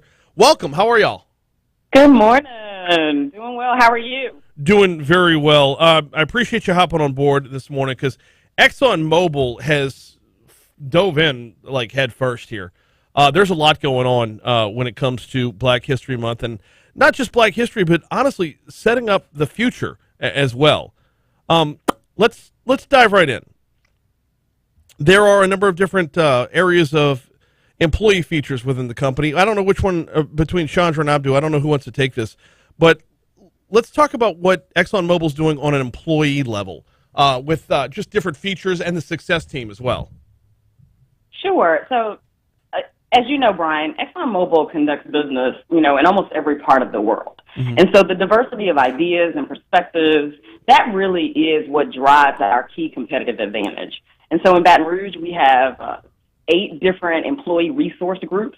And these resource groups are designed to promote and celebrate inclusion and diversity, as well as provide resources for employees of various backgrounds. So we do that all across our circuits in the United States and abroad, not just in Baton Rouge. And these resource groups create different activities and events. And when we are celebrating History Month, they create a long laundry list of activities that are designed to educate employees, bring them together, and really celebrate the history of these various organizations. What sort of activities are we talking about here? Because I know we've got the difference between what's inside ExxonMobil and what ExxonMobil's sponsoring out in the community. So what's going on inside? Abdou, you want to take that? Absolutely, absolutely. Hey, good morning again, Brian. Good morning. Thanks for having us. Some of the activities here for the Black Employee Success Team have done are multiple, including having a showing of the Green Book. As you know, Brian, we have sponsored the Green Book back in November here. And the Green Book Guide to Freedom is pretty much showing our employees how the Green Book movie has helped back during the segregation and how the travel guide was very, very very needed as a needed resource for African American back then. So we had a very nice showing where our employees were able to watch it and really kind of reflect on how African American has been very resilient throughout history. Aside from that, we had some trivia events where we were kind of having a lot of questioning about our heroes, African American heroes, and really letting the employees learn about what they have done and the impact they have had in the society in American history. And also, we are very excited today. We're going to have our finale event where we're going to have McKinley Middle School coming in with their choir and really singing the Black African anthem, and also having a special song that they have put together. But we are also very excited today to have Mayor President Sharon Weston Broome, who's going to finish our finale with a remark and kind of talking to a lot of our employees to really put an impact. Very cool stuff. The Green Book has been fascinating, particularly the Safe Haven series and Exxon. I was actually talking about it from outside of Exxon. I'm glad to hear that this was shared within Exxon as well, because Exxon, or SO at the time, has a number of ties to the Green Book as well. Could y'all elaborate on what those ties were? Absolutely. Victor Green was the creator of the Green Book, and he had a unique relationship with a marketing executive who worked for Standard Oil at the time. And they developed a plan to get this travel guide distributed all over the United States at Esso stations. And the Esso stations are what we know today as Exxon and Mobil stations. And so Standard Oil, ExxonMobil, Esso has been a part and connected to the Green Book from its inception. So very connected there, and we were very happy to be able to sponsor the exhibition, and that Baton Rouge was one of the stops on the tour. Yeah, well, not just Baton Rouge, but an area that's or a building that's very close to the building that I'm in right now, and the Hotel Lincoln, which every day I drive past that thing thinking it needs to come back to life at some point. Such a historical marker in town. Absolutely, it is. And I think the last series, or the latest series of the LPD series is going to be about the Hotel Lincoln. So people will be able to tune in. The other series in the LPD series you can find online at lpd.com, and you'll be able to view the other episodes that they created in that Safe Haven series, and it's all about locations here in Baton Rouge and New Orleans and Opelousas in Louisiana that were located inside the Green Book and that were places safe for African Americans to visit while they traveled. We got Chandra, Stracie, and Abdou Ndiaye from ExxonMobil. We're talking about Black History Month. I got to dive into the trivia part of this a little bit. The trivia sessions that were held over at ExxonMobil. How much did y'all learn along the way? Like when it comes to the trivia, how much did you know? How much caught you by surprise? No, very good question, Brian. Surprisingly, for me at least, 50% of the information was things that I really learned as part of the trivia event. And we make it a very healthy competition where everybody is kind of responding and we see who wins at the end. But at the end of the day, we're all winners because, like you said, the learning part that we all have in it is incredible. And you'll be surprised, an African-American myself, I was able to learn 50% of the material. So there was definitely a lot of benefit of having it. All right. Yeah. Go ahead, Chandra. Sorry. I was just going to say me as well. There were things that I knew right off the bat, right? But there were some things that I did not know. African Americans who were involved in distillery, doctors and attorneys and judges who were the first in their disciplines to do things. We didn't always know those things. And so doing the trivia provided a level of fun and excitement as well as an educational component teaching all of us our history. All right. So I'm gonna quiz each of you, or ask each of you to share two that you knew and two that caught you by surprise. Abdou, you go first. Two that I knew, I think Michael Jordan was one that I knew because I'm a big fan of basketball. I think part of President Michelle Obama was the wife of Barack Obama, was one that I knew. Two that I didn't know, let's see. This really caught me by surprise there. All good. Let's see. I think...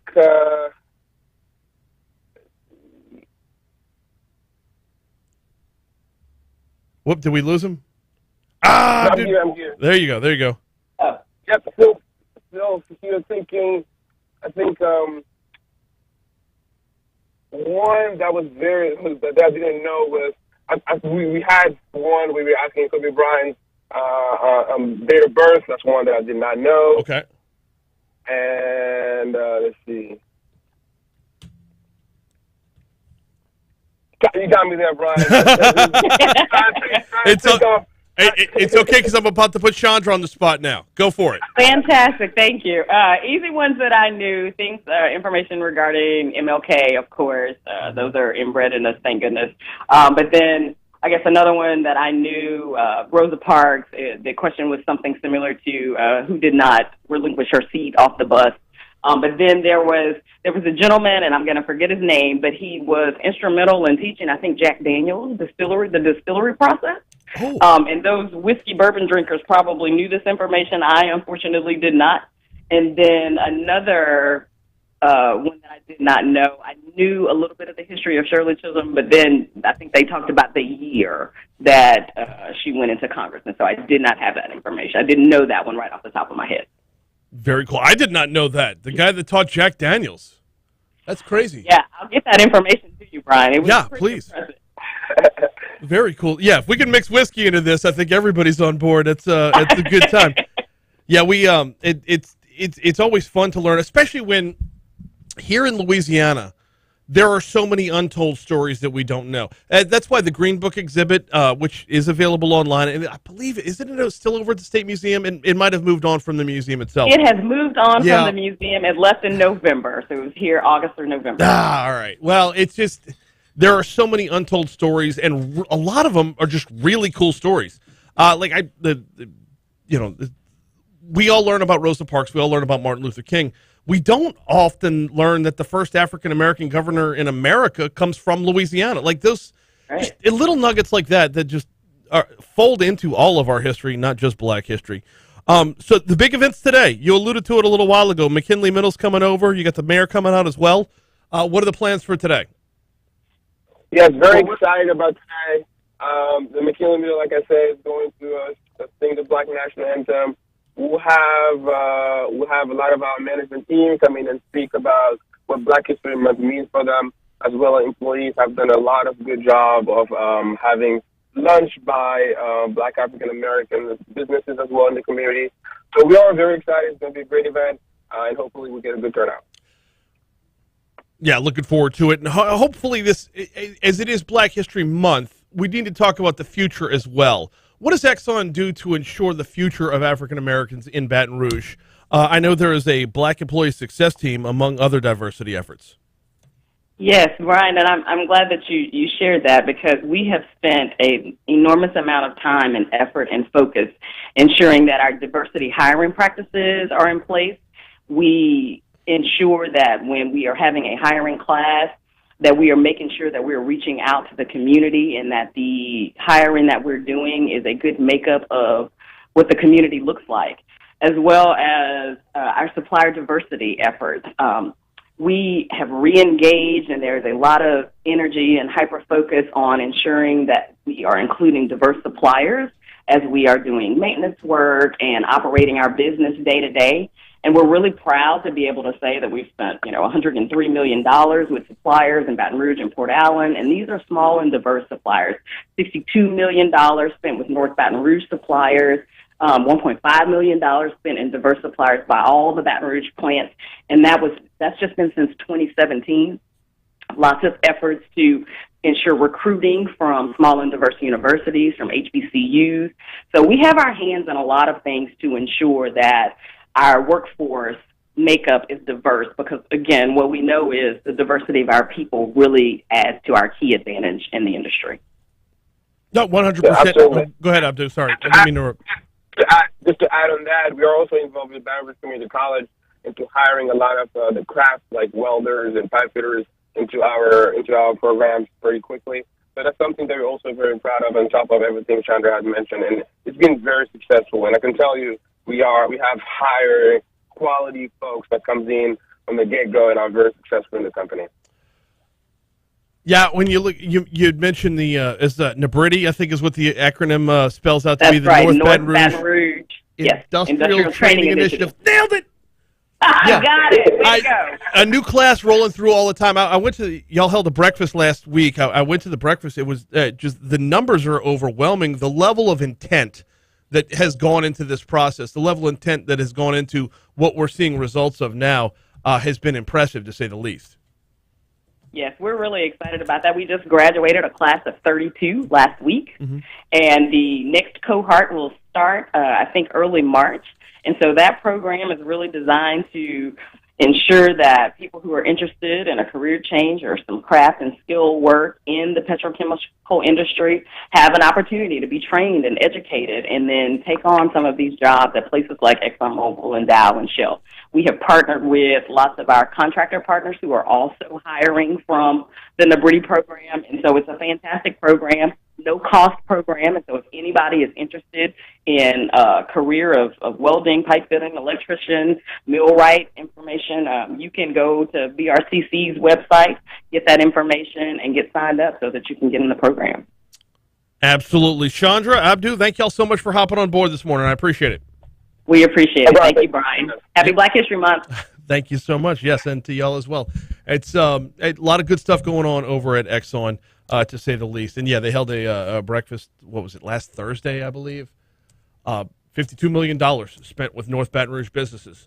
That is investment into the community that they are in. I mean, they're in, technically, North Baton Rouge. So why not invest in North Baton Rouge? All right. We're checking in with Congressman Garret Graves in our next segment. It is DC Current with Congressman Garret Graves. And I know we've got a lot to talk about, but there's no way we're not talking about Russia. Congressman's office put out a statement which included a letter that the congressman sent to the president. And long and the short of it is, there's not going to be a whole lot of patience for Russia's aggression on the U.S. side. But how far are we willing to go? We'll talk with Congressman Graves next. Also, that discussion is going to transfer over to a discussion about energy policy as well, because these two things definitely go hand in hand, and they hit right home here in Baton Rouge. Picking up that conversation next here on Talk 107.3.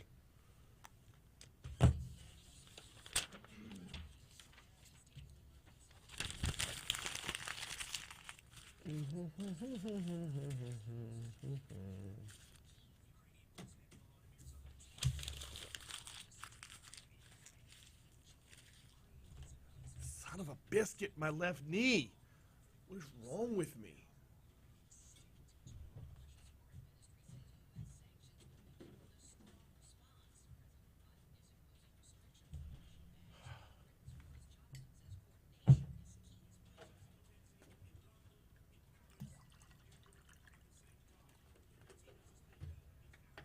Abdou's connection could have been a little bit better.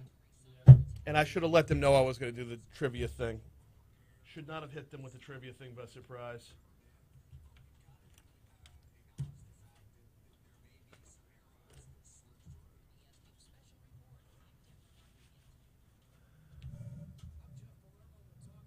The hell?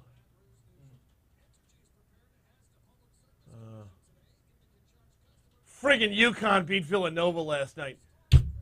My losing streak is over with in sports betting, and that was the only game I lost last night. Only game I lost. Had 2 over-unders that did not hit the under. Freaking UConn, you jerks. Storm warning says yawn, moving on.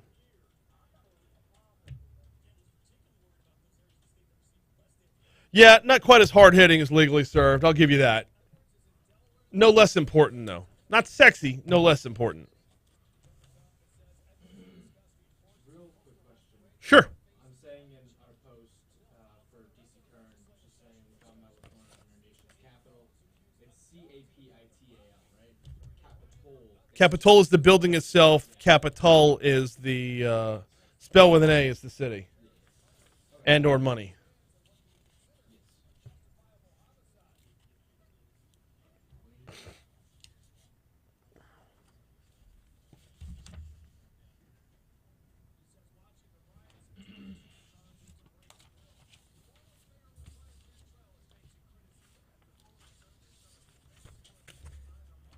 Hey, kill my mic for a second.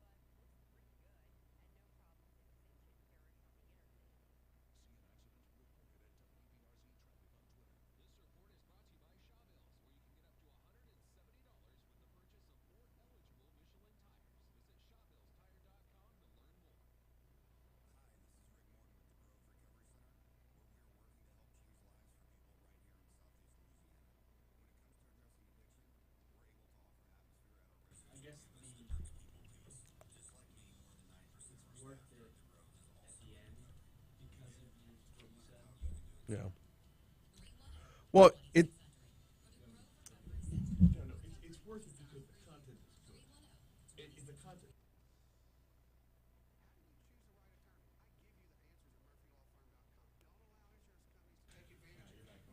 And what?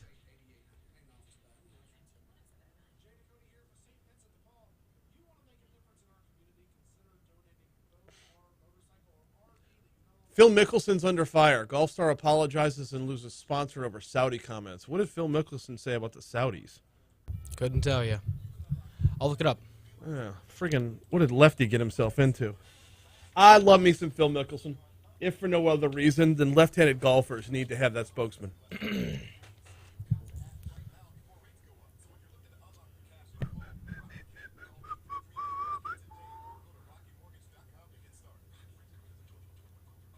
All right.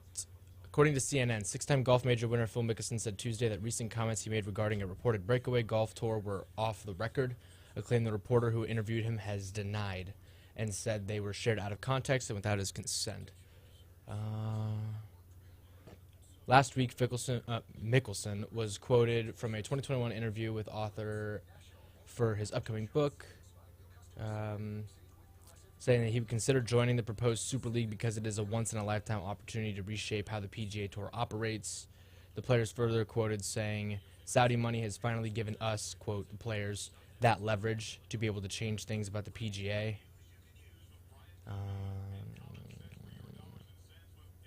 My actions throughout this process, end quote. Hold on. Got to make sure I'm on my Stuff with my job. Hold on.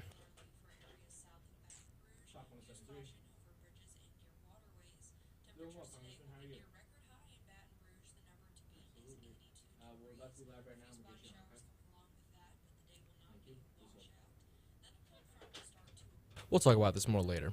Yeah. Did he say anything disparaging about Saudis in particular, or just about the tour? Yeah. As of right now, It it's just talking didn't about the sound money. like there's a whole lot of meat on that bone. We'll get to it. We'll get to it. There's more article.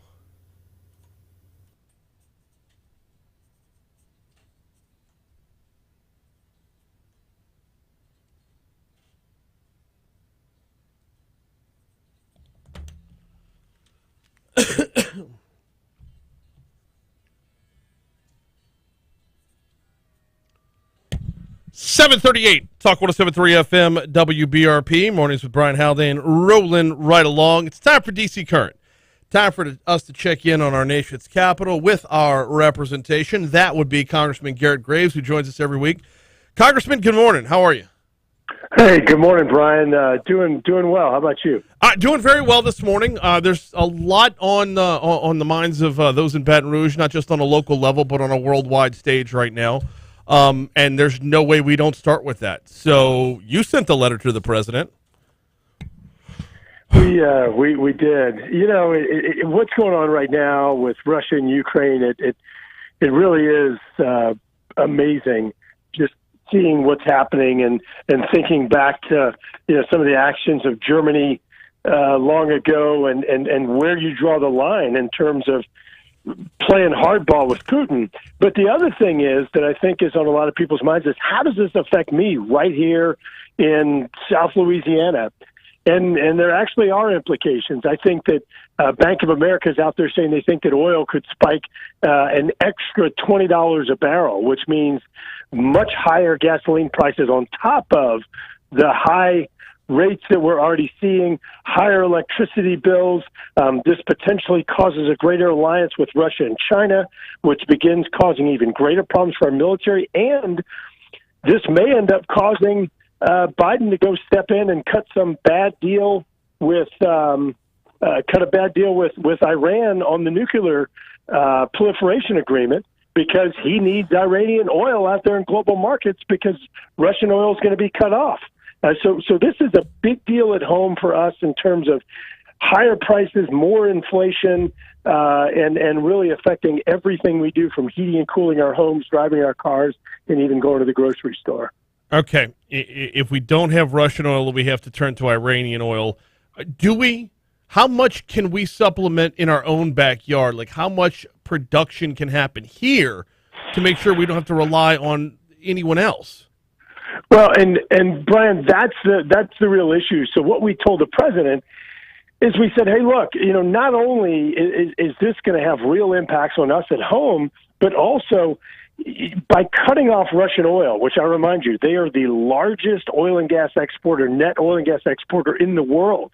By cutting off their oil to global markets, you're going to see prices spike. So we have got to produce more here. And as you know, this administration has said, Russia, we're going to buy your oil, but Louisiana, you can't produce your oil, which is completely nonsensical. Well, now with Russian oil being cut off, we've got to turn the spigot on in Louisiana and in other places around the United States. Otherwise, Americans are going to be paying cost-prohibitive rates for gasoline and heating and cooling their homes.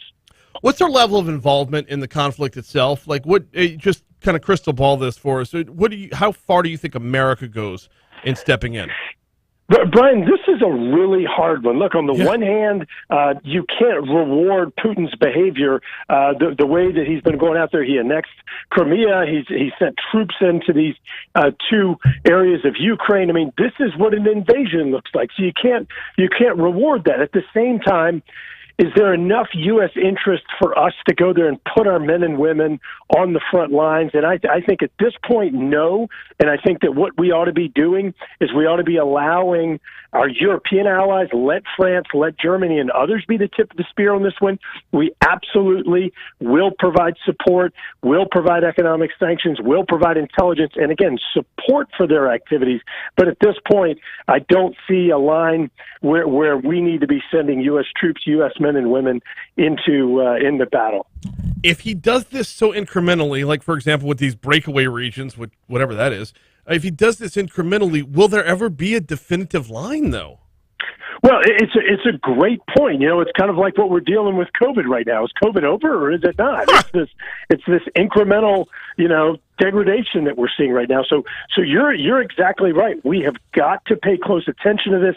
We can't lose sight that he's doing this very slowly and methodically, and we need to think about where it started, where he is now, and where he's going. And there absolutely has to be a red line. But keep in mind, at this point, Ukraine's not a NATO ally.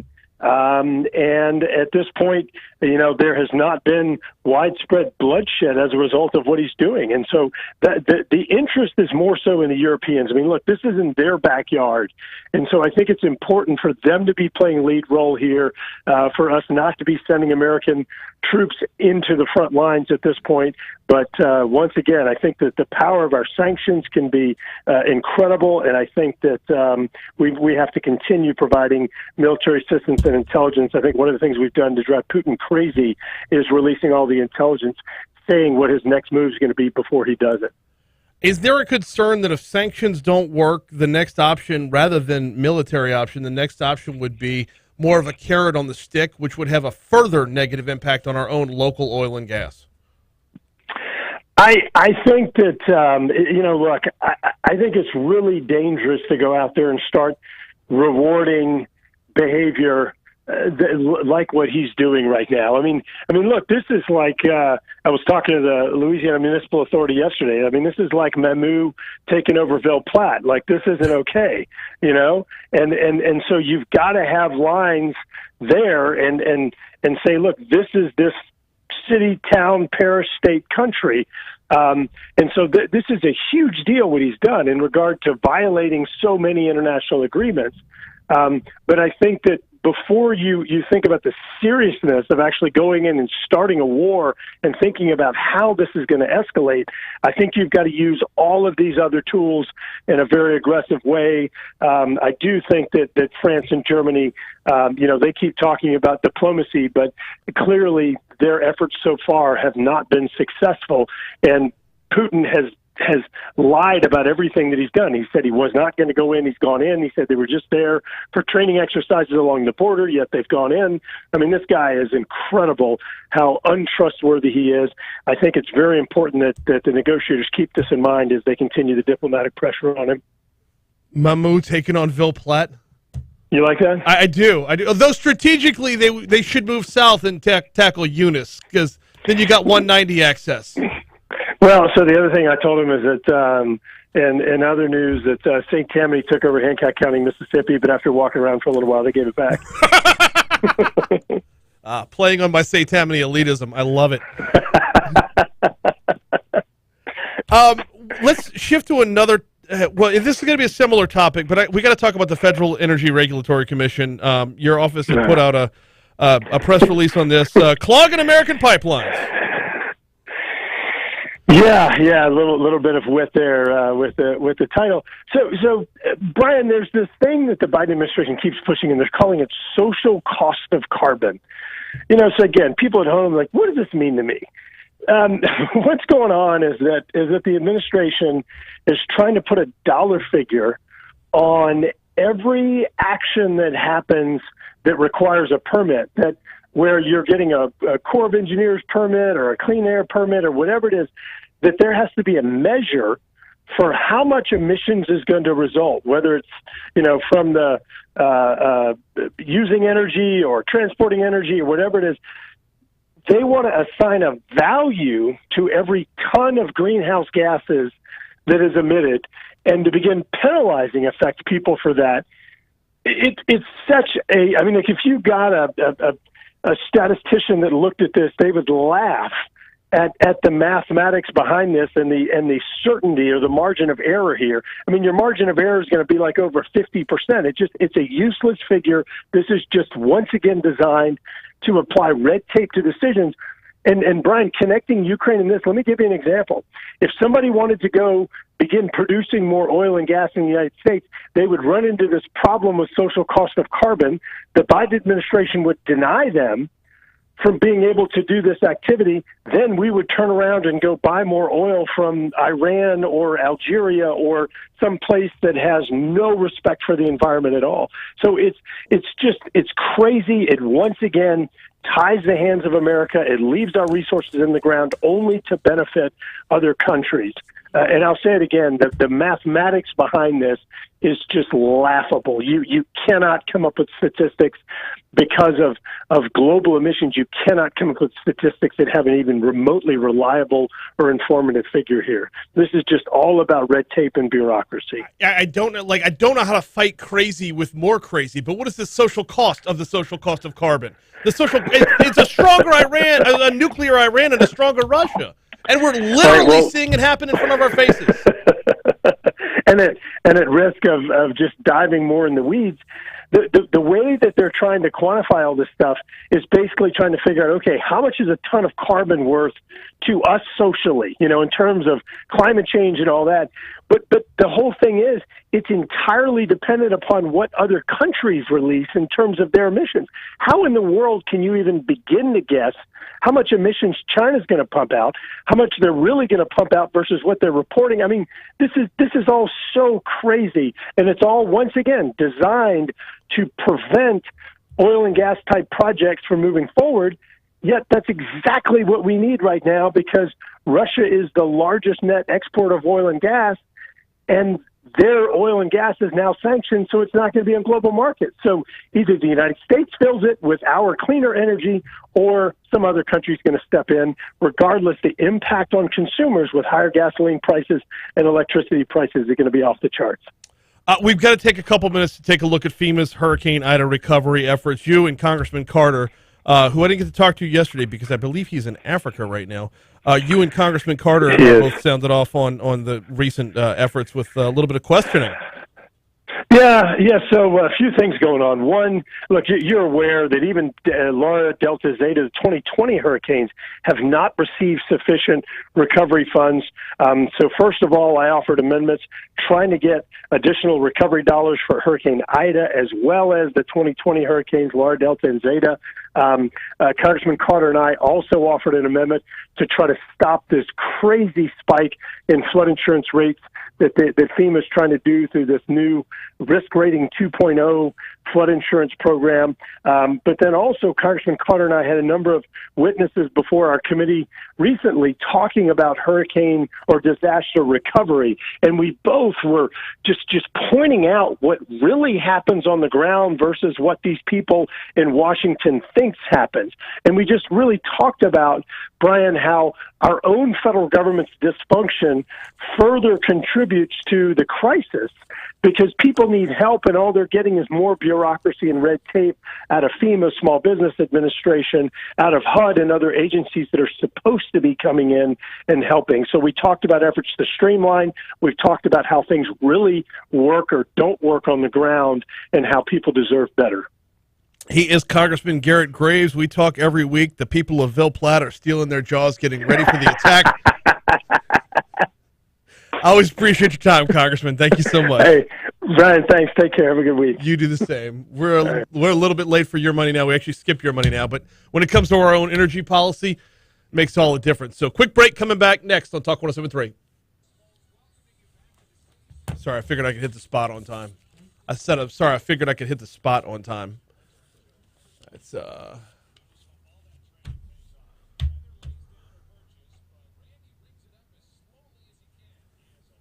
the people of Ville Platte are stealing their jaw, getting ready for the attack.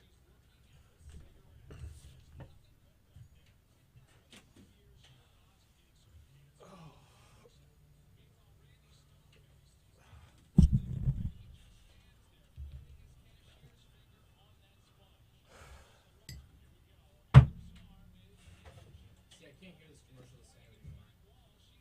Why? Oh, yes, in a convenience store. Yeah. It makes it a lot more enjoyable to listen to, though. Ironically loud. She's towing the rubber.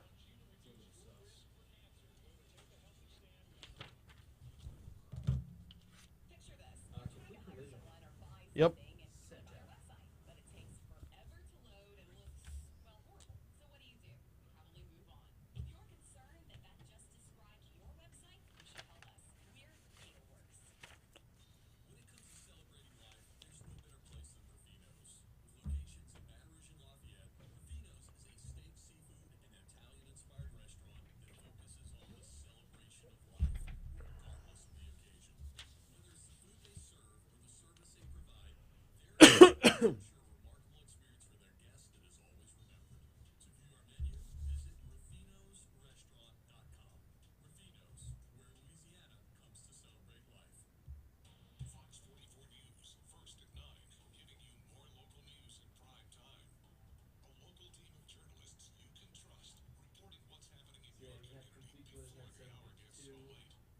Okay.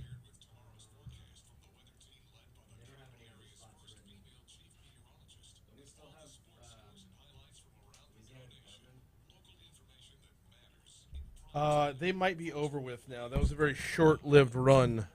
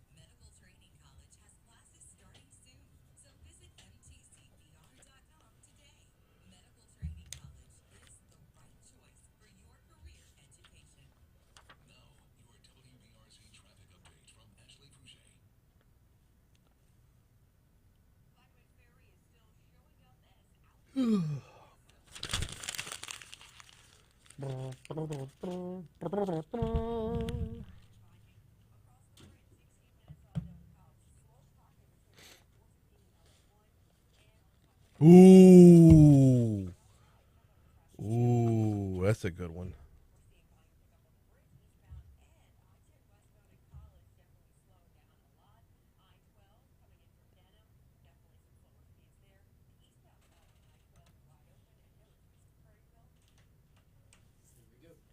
Yep.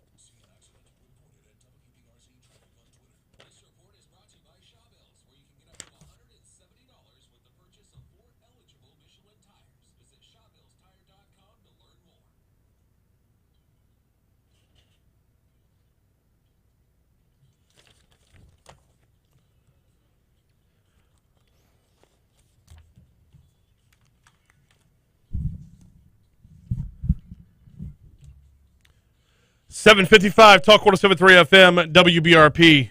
Thanks again to Congressman Garret Graves for hopping on board for DC Current. It would be like Mamu taking over Ville Platte. He ain't wrong. Really puts a different paint job on the whole thing. Hey, also thanks to Chandra, Stracie, and Abdou Ndiaye from Exxon Mobil for talking a little Black History Month with us. Getting you to the outside in just a minute. I do have to tell you about the folks over at Complete Collision Center, though. How much do you know about your collision center before you go there? I mean, think about it. When you're in an accident, things happen very quickly. You do have to decide very quickly where you're taking your car, usually on scene, right? Well, it's important to know that the people you're sending your car to know what they're doing. And at Complete Collision Center, they've got certifications by most major car manufacturers out there: Ford, Honda, Acura, Nissan, Infiniti, Hyundai, Kia, Fiat, Chrysler, Dodge, Jeep, Ram. Is your car one of those?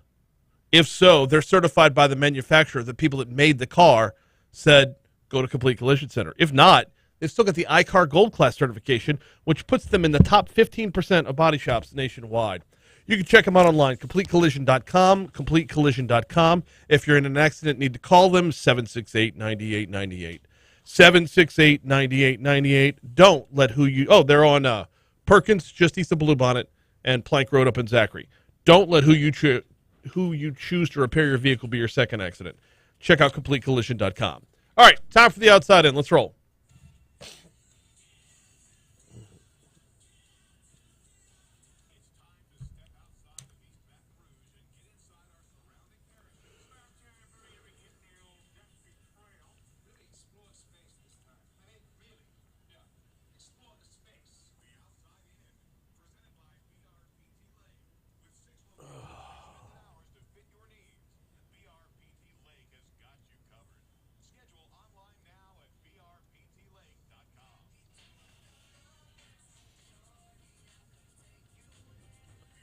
Hey, can you run downstairs? Oh, we're going to start off in St. Tammany Parish. We had the story during Legally Served. We continue this story now. Former sheriff is going to jail for a long, long time. WWL-TV reported Jack Strain, who headed the St. Tammany Parish Sheriff's Office for 20 years, received 4 life sentences. 4 life sentences Tuesday. He was found guilty of... Hang on one second. All right. Jack Strain was found guilty in November of 4 counts of aggravated rape, 2 counts of aggravated incest, 1 count each of sexual battery and indecent behavior with a juvenile. He also previously pled guilty to a charge of bribery in a separate federal case. Next stop, St. Charles Parish. Deputies are looking for 2 suspects that may have information on what started a fire in the Boutique Walmart. Who starts a fire in the Boutique Walmart? St. Charles Parish Sheriff's Office said the supermarket caught on fire Sunday at 4:50 p.m. Anyone with information is asked to call Crime Stoppers.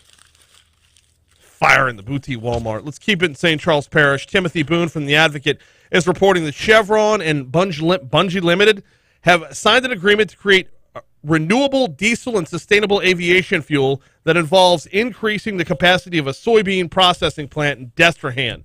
The plants are in Destrehan and another one in Cairo, Illinois. They're going to double their combined capacity to 7,000 tons a day by the end of 2024. Chevron's going to put up $600 million in cash as part of this deal.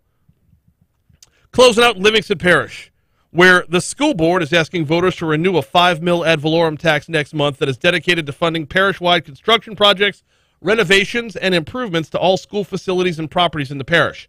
The funding renewal request is not a new tax. A vote for the proposition will not increase the millage rate paid each year by taxpayers. It'll maintain that millage that's already there. The proposition will be on the March 26th ballot with early voting available March 12th through 19th. And that's the outside in. We're due up for a break. When we come back from that break, we're going to check news right now. When we come back from that break, we've got This Day in History next. What's happening, brother? Nothing at all. You good?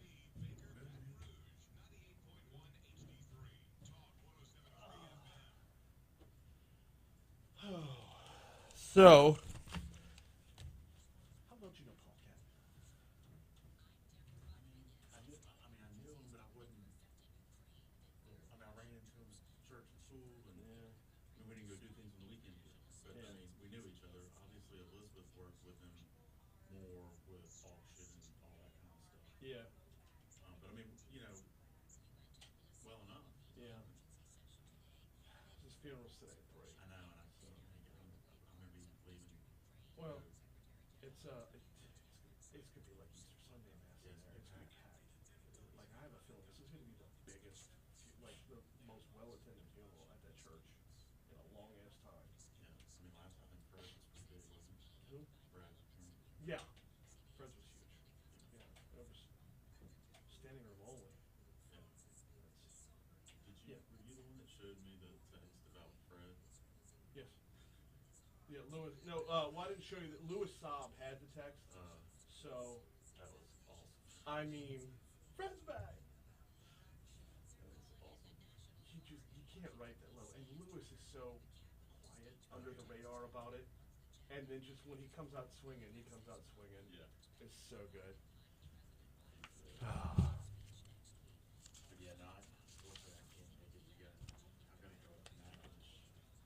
What's going on in Natchitoches? Sheriff's Association meeting. Okay. Just swing through Natchitoches and go visit. Well, what, 3 three and a half hour drive for no. 3 hours to go visit. I mean, all the sheriffs. Yeah. Yeah. Maybe hit the Sports Hall of Fame while you're there. Louisiana Sports Hall of Fame. I don't think it's going to be open when I'm there. Oh. I'm not going to get there until. Oh, true. I've never been. I hadn't either. It's when we went to Hot Springs summer before last, we passed through Natchitoches on the way back home, but it was COVID closed. That was a fun trip. I want to go back there. Yeah, no. Wait, y'all, We you were there you at the called same- me while we were- yeah. I think we passed each other, or we overlapped by a day or something. Yeah. Yeah, y'all were searching for someplace that didn't have a mask mandate. We were driving all over. I mean, that same road trip, I left Baton Rouge, went Dallas, Austin, San Antonio, Hot Springs, northern Iowa, like 7 miles. through Northern Georgia, Iowa. and then back to Baton Rouge. And we were, All driving. oh yeah, we were Like, driving. We drove to, we drove out to Colorado. Matter of fact, we'll be doing that. We take a summer vacation every year, and it's kind of limited on where we go because of the extent of the drive. You don't want to eat up too many vacation days on the road, like going full Griswold. But we went to D.C. this past summer. That was amazing. The kids got so much more out of it than I would have ever expected. We wanted, Elizabeth really wants to bring the kids to DC, which we're going to do. But I told her, I said, well, if we're going to do that, let's wait until things get a little bit better. How's it going? Good, Barry. Brian, Nice to meet you. nice to meet you. We got one more segment to go before we step in. Oh, sorry, this is Jake, my producer. And we're going to keep this segment a little tight to give us a little more room to run on the back end. So, Yeah, so I told her, let's wait a little bit longer until everything's really functioning. yeah, which is important. We had a lot that we couldn't do. The Capitol wasn't open. Obviously the White House wasn't open. The kids got a nice view of how the media portrays things. It's amazing. So we were in front of the White House, and there were like 4 people with a bullhorn and a giant flag saying "Free Cuba," and they're just Oh yeah, it's just small groups. right. So But we tight shots, man. we physically see it there, and it's like, what are these people yelling at? They're like shouting at clouds. How long ago was that? And this was this past summer, Okay. and we physically saw it, and then we were back at the Airbnb a little bit later on, and I swear when you saw it on CNN, it was the largest thing you've ever seen in your life. It was like, and my daughter's like, we were just there. This doesn't look like this. This is not what happened. And I'm like, correct. And then she's like, put it back on Shark Week. So we put it back on Shark Week. We still have it looked like East Germany with all the 10-foot, 12-foot tall steel mesh barricades around blocks of governmental buildings. At the cat, no, that was all down.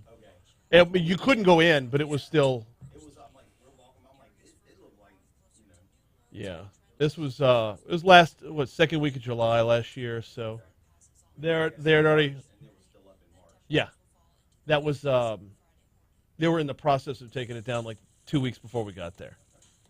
So, but still. No, he's not in the morning anymore. Yeah, no, he swings in midday to record. He's got a show in the evenings now.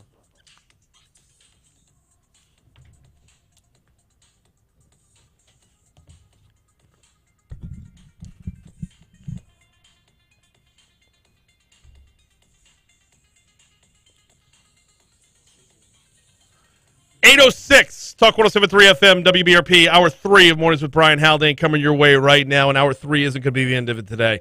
Get to that in a second. We've got State Representatives Barry Ivey and Scott McKnight coming up in our next segment. You may have read a little bit about Barry Ivey during the session.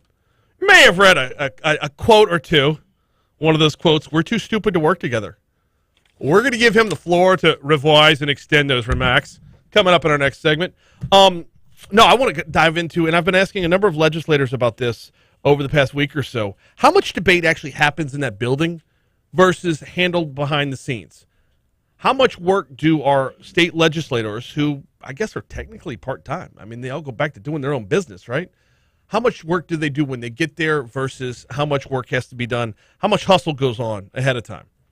We're going to dive into all that in our next segment. Also this hour, we're going to talk green jobs at 8:40. Paula DiPerna is going to join us. There's a ton of data from the U.S. Geological Survey lending towards Louisiana losing more groundwater from aquifers. We know this all too well here in Baton Rouge. But green jobs are on the rise. We had a story about it in the Outside In our last segment. We had a huge story yesterday coming to us from Origin Materials. We're seeing the growth here. How far will this trend go? And is it a trend, or is it, as the phrase goes, sustainable? Also, we're going to spill over to the next hour today. And if you're not subscribed on YouTube, if you're not watching us on YouTube, you need to be. Why? 904 DJ Jazzy Jeff's on the hotline. We're going to talk a little bit about the new Bel Air show. Kind of a grittier version of the Fresh Prince of Bel Air. We got jazz. What can I say? It's gonna be a fun conversation, to say the least. But that's going to be YouTube only as far as today is concerned, unless I can find a spot in the lineup to plug that back in later on in the week. In the meanwhile, we lead off the third hour of the show by going back in time. Jake's got this day in history.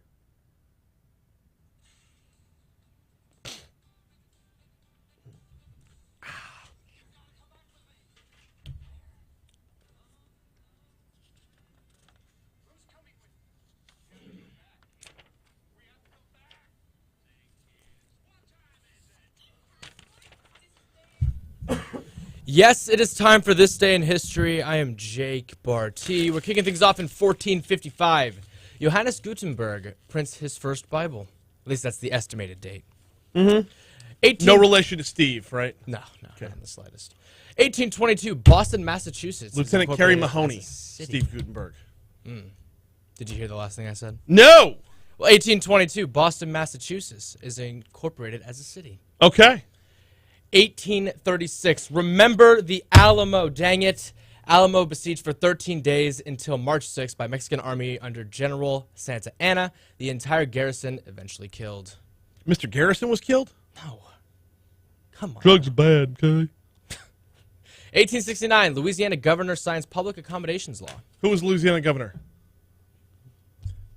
Huey P. Long? Just nope. a guess. It's a decent guess. It's a solid. That's actually, way far in the past. Yeah, no, it would be way earlier than Huey P. Long. Yeah. And if you're just going off straight numbers, you've got the best odds by saying Edwin Edwards. But it was actually Henry C. Warmoth. Huh. Yeah. Now, the only reason I know this. Why? Well, it is Black History Month, right? Yes. Okay. Henry C. Warmoth was impeached, and he was replaced by PBS Pinchback, who was the first African-American governor in the history of the United States. Very Boom. Nice. That happened. That's awesome. Yeah. 1896, the Tootsie Roll was introduced by Leo Hirschfeld. I thought the Tootsie Roll was by the 69 Boys. I thought so too, but 1869, apparently that is false. All right. 1940, Walt Disney's animated movie Pinocchio is released. Okay. 1945, it's the famous photo. U.S. Marines raise American flag on top of Mount Suribachi, Iwo Jima. Pulitzer Prize winning photo of which by Joe Rosenthal later became iconic, inspiring the Marine Corps War Memorial sculpture. 1967, Noam Chomsky's anti-Vietnam War essay, The Responsibility of Intellectuals, is published by the New York Review of Books. What was the date on this one? 1967. All right. 1968, Wilt It was by Chamberlain. the 69 Boys. Yeah. 1968, Wilt Chamberlain becomes the first NBA player to score 25,000 points. Yeah, I saw that one. Yeah, it's not a shocker, really. See, 1994. Way off with your timeline. Yeah, see, I should have. We're gonna get muted on YouTube for that. Probably. Oh, love that. Takes me back to the Student Center See, at St. Paul's. I was just a little bit over 100 years off. Yeah, it's all right. It's okay. It's okay. 1975, in response to the energy crisis, daylight saving time commences nearly 2 months early in the United States. Why? Energy crisis. You start daylight saving early. Did they end it early as well? Probably not. Maybe they did. I don't know. It depends on the energy crisis that caused it. 1979. Well, Dave Ramsey would say there's never a bad time to start saving. 1 to 4, right here on Talk 107.3. There you go. 1979, Frank Peterson Jr. God, we're named still in the first black 70s? general in Marine Corps. I'm going to say this again. Yeah, please, because I didn't mean to step on 1979, Frank Peterson Jr. named first black general in the Marine Corps. All right. Very, very nice. 1985, Indiana basketball coach Bobby Knight throws a chair during a game. You had that one. Of course I did. Oh! That's iconic. It's iconic, that is. All right, I can throw away this whole page. I saved this whole page for that one note. And in 1999, hip-hop artist Eminem releases his first major record album, the Slim Shady LP. Won a Grammy in 2000, but we already knew that. And 23 years later, he'd be on stage at the Super Bowl. Mm-hmm. Dre, Snoop, Kendrick, plenty more after that. That's Mary all the J. events Blige. that you got for me. That was it. That was it for events. You had the Bobby Knight thing. I thought I was going to catch you up by surprise with the Bobby Not Knight in the thing. slightest. I can't. Your boy threw a chair. Yeah. He threw a fan in a garbage can once. Did he really? Yeah. That's amazing. Thrown is a stretch. Placed. Placed? Gently Yes. placed. Guided, if you will. He was actually doing him a favor. Anyway, let's get to the birthdays. First up, Emily Blunt turns 39. She's not the only person turning 39. No, actually, Aziz Ansari Yep. is also 39. Yep. We have 3 basketball players to talk about. D'Angelo Russell is 26, Andrew Wiggins is 27, and Jamal Murray is 25. Okay. And finally, Casemiro, Brazilian holding midfielder for Real Madrid, is 30. Deaths. Olaf is 41. Olaf. Josh Gad. Oh. Yeah. Yeah. Why? Very nice.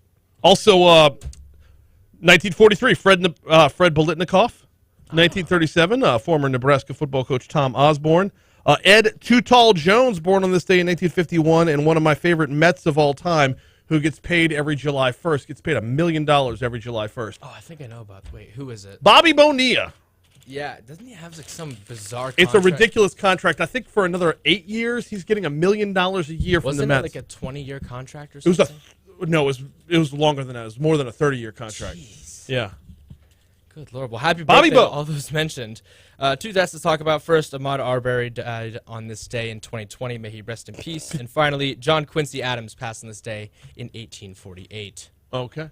Finally, let's get to the holidays. First up, Inconvenience Yourself Day. No, it's not just, go out of your way to do something that sucks, but rather inconvenience yourself for someone you care about. And All right. notice what you do for others means a lot. Next up, it's National Dog Biscuit Day. And finally, Play Tennis Day. That is. It's also Banana Bread Day. It is Banana Bread Yep. Day, actually. But that is this day in history. All right, quick break. When we come back, let's get inside the state legislature in the recent redistricting session. State Representatives Barry Ivey and Scott McKnight are in studio next. All right. Sorry. Thank y'all for putting up with that nonsense. We have, Man, that's the business, man. You got to take care of the business. it's a... The audience. Shift this chair this way, or you want me to stand up? I was going to stand. We only have 2 chairs. So. Well, no, this one does not have hydraulics, so it's like sitting at the kids' table at Thanksgiving. Jeez. Yeah. Oh, we're both tall. We could probably. I mean, you can't beg Gordy for a chair around here? Have you heard Matt Moscona's show? He's been begging Gordy for a chair for like 15 years now. And I don't have his numbers, so. Get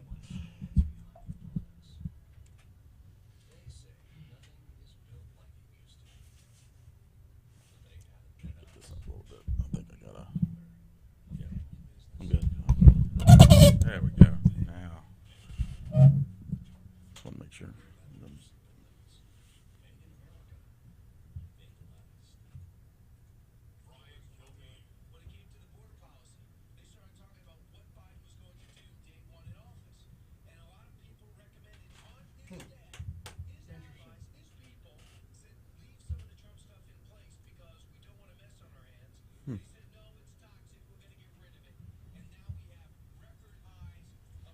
Mike's not going to catch you from there, Barry. What? I said the mic's not going to catch you from there. Oh, I know that. These are dynamic microphones, so you have to be right up on them. That is correct. Yeah, I know. They these are not. Rhodes? I believe they're Sennheisers, huh? I don't. Well, no. These are new. We used to have Sennheisers. Electro voice. Wow, that shows you how much. Dynamic cardioid. Cardioid in reference to the pattern. Gotcha. That it picks up.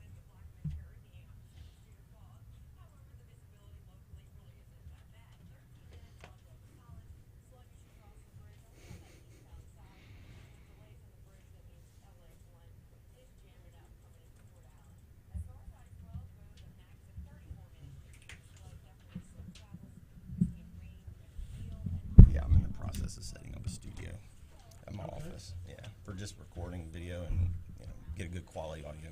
Yeah. Because somebody said you can have really crappy video, but if you have good audio, people will still listen. Yes. If you've got phenomenal video and crappy audio, they're gone. They're gone. So. Studio in the house? In your house? No, I have my legislative office. Okay. Yeah. I want to be able to produce content efficiently, quickly, because that's what it's about. Since I'm not authoring legislation, I'm gonna have time to wreak havoc on everybody else's bills. I mean, you see what happens when you leave the content up to someone else. Oh, I do my own stuff.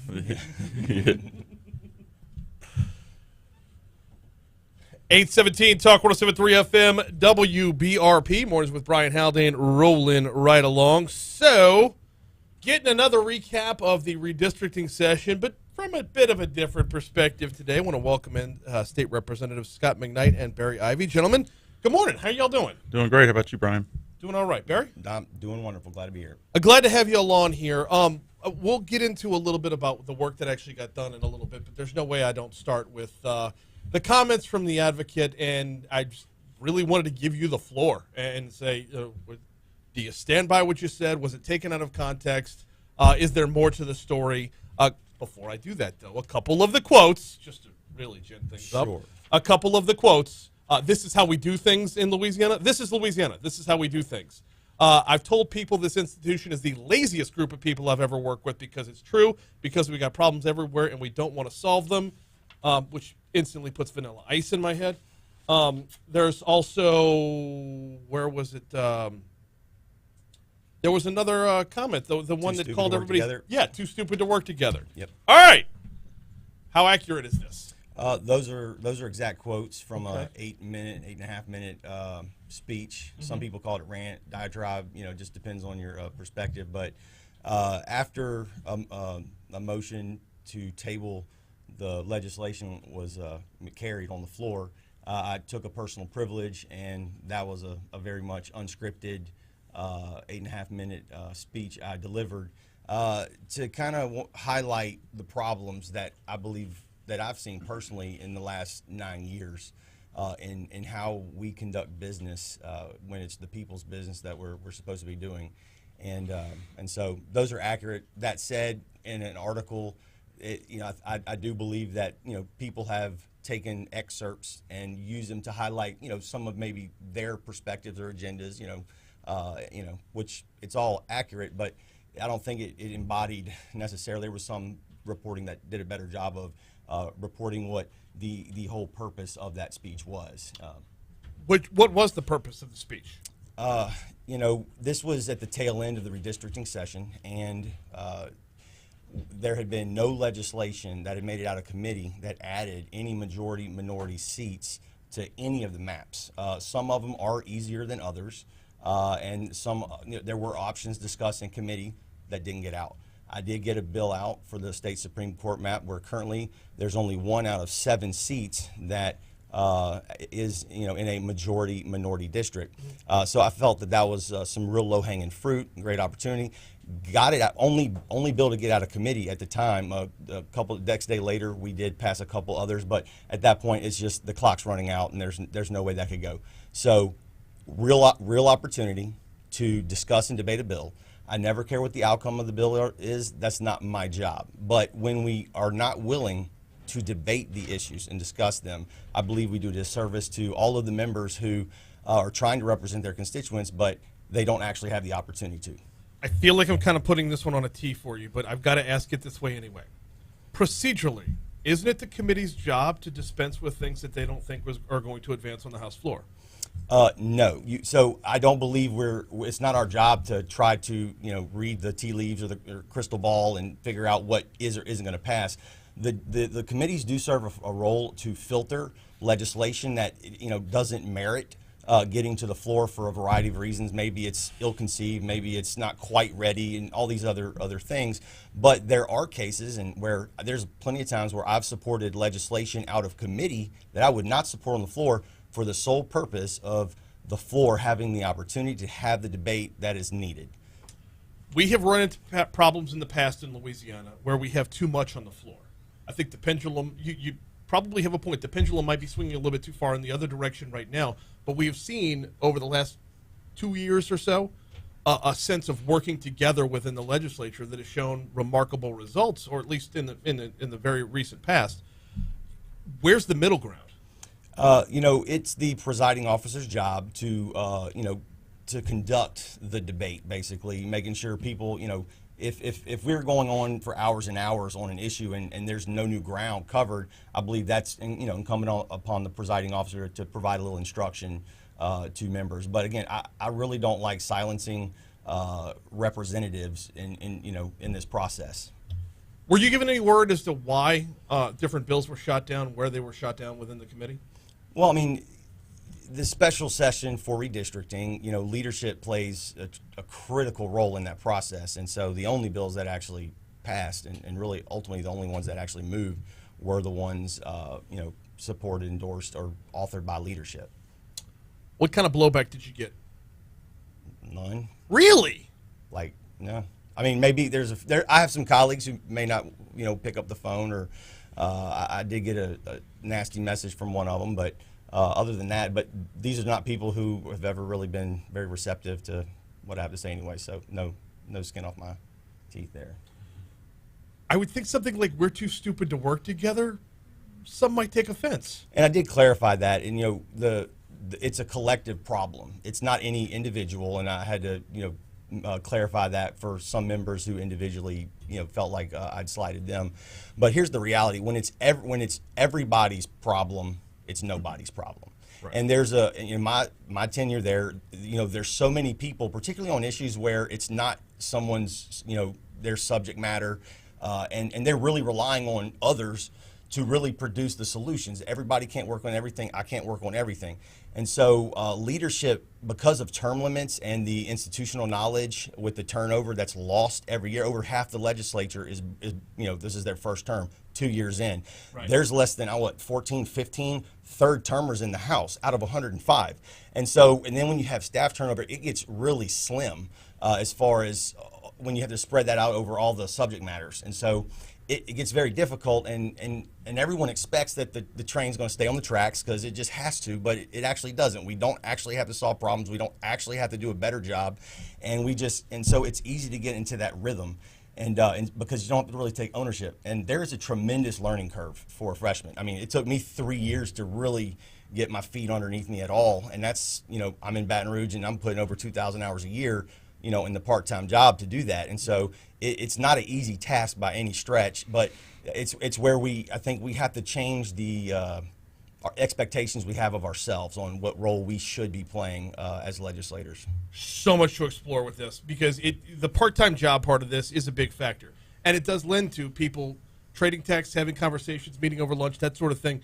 Debate happens outside of the House floor. And it not really, though. So not debate. So what happens is the die gets cast outside, right? And it's a small group of people, okay? I haven't really been participatory to many of those, pieces of legislation where, people were working on it in advance.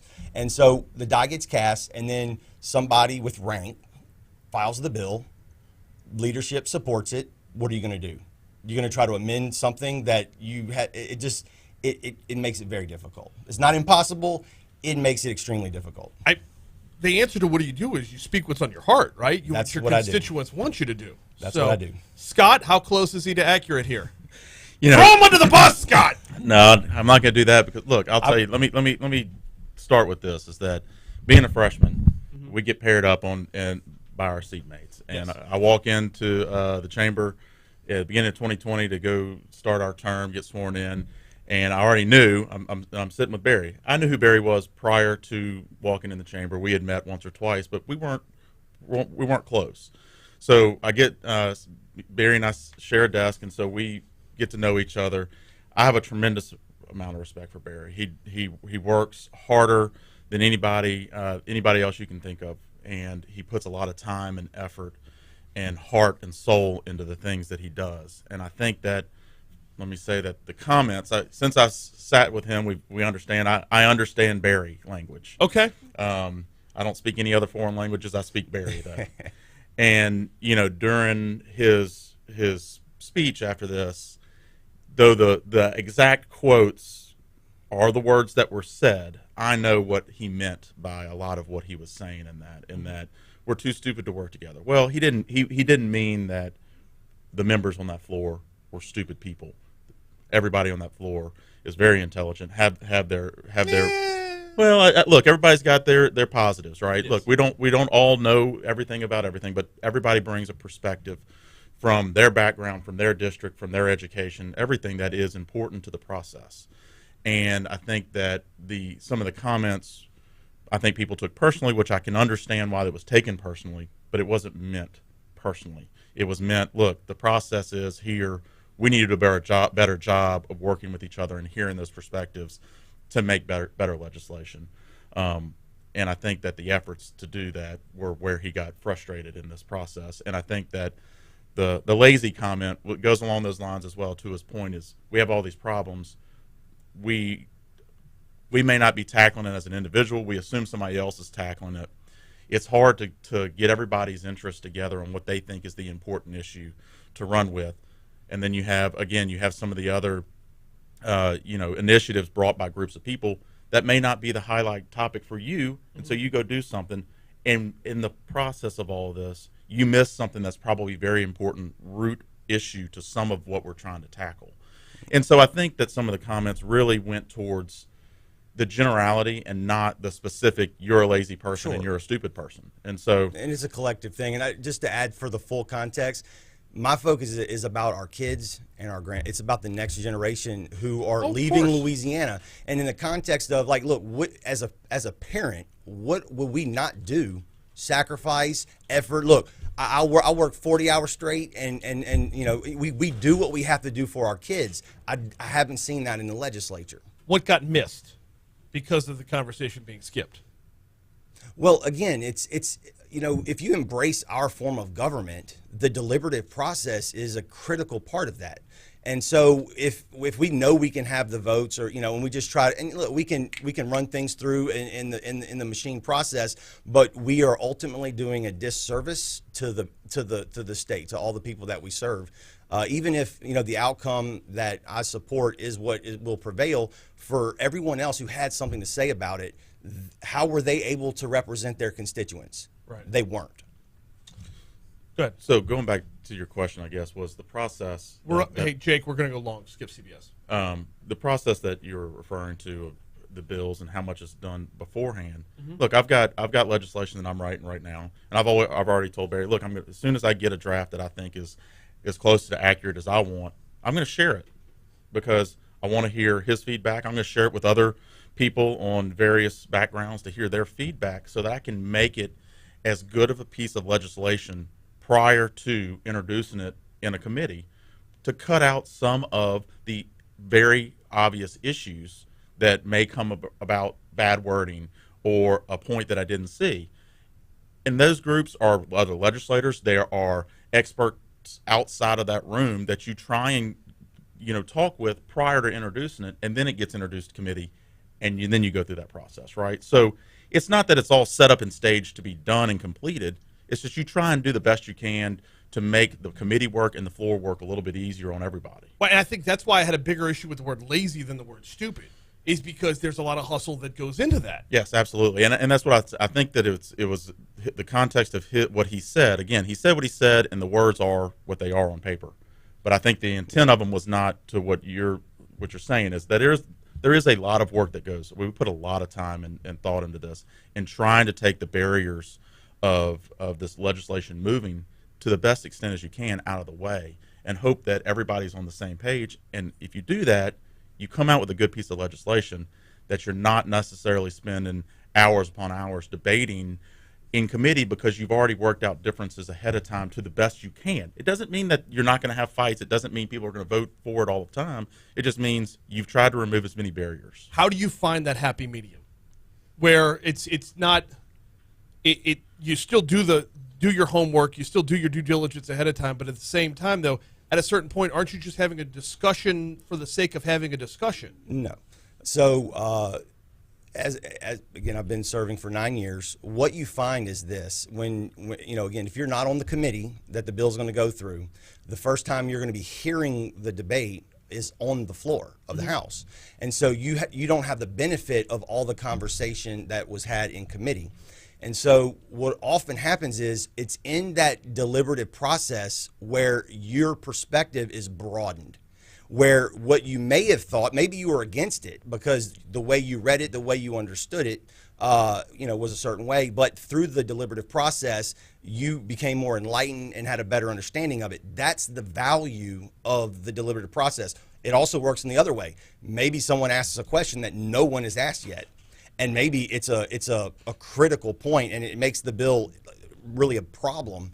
And so without that deliberative process, we pass bills like that all the time and then have to come back and fix things. We break things.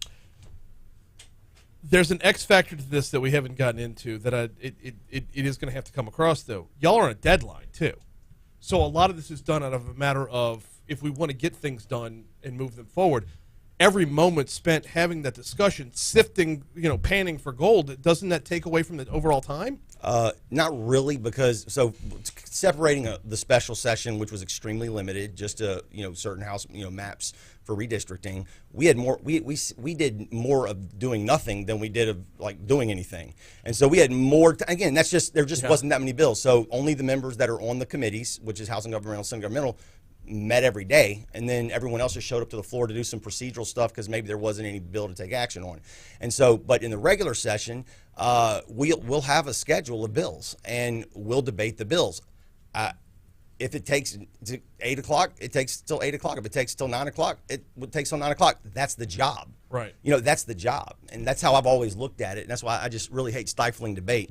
But again, to the extent that we're not retreading, old ground, and just, every now and then it's time for somebody, just say, hey, look, that's going to be it. But when you're out the gate and we just shut it down, I think it's not responsible. Next steps. What would you like to see happen? What would you like to see change for the regular session that would hopefully lend towards a more open debate? So the only thing that I've ever wanted in the legislative process is I'm one out of 105 House members, one out of 144 legislators. I'm one. I'm only owed what the Constitution, and the laws allow for any member. I get to be a voice for my constituents. That's it. And when the table, I tell people the problem is there's so much water to carry, and there's just so few people, really trying to carry the heavy loads. And so to me, if I get the table, anybody's welcome at that table. But I haven't seen that to be the case in my 9 years. Is he going to gain any traction? Look, Barry does a great job, and I think he is the voice for his constituents, as we all try to be, the best that we can, and address the issues for our districts and the people that live in there. But yeah, I think that we're going to have debate. I think we do have healthy debate. I do think that there comes times where people in the body, for whatever reason there is, if they don't like the issue, they don't think that it's something that needs to move forward, they're going to use the procedures to their advantage as well. Mm-hmm. And so just to his point, it's what you have in your toolbox as a member to do what you need to do and the rights that you have. Just as Barry wants the rights to do the things that he wants, and he's going to use, and procedurally he knows probably more procedures than a lot of people there. And he's going to use those procedures to his advantage to get the bills he wants heard, and we'll try and outmaneuver another procedure if possible. And the other members on the floor are going to use those same rule books and those same procedures to try to get their outcome that they want. And we're not going to like some of the time. You're not going to like those outcomes. That's the whole point. And but that's the whole point of what we do. That's what we do. The rules are the rules, and we play by the rules. And you're going to take those tools and you're going to use them to your desired outcome. And can you get enough people in that body to agree with your desired outcome versus the other person's? That's the game. I say the game. That's the procedure. So you recall last year in session, there's a certain member who has participated in a lot of the shutting down debate type procedural motions, not necessarily table bill, but other bills, other motions that stifle debate.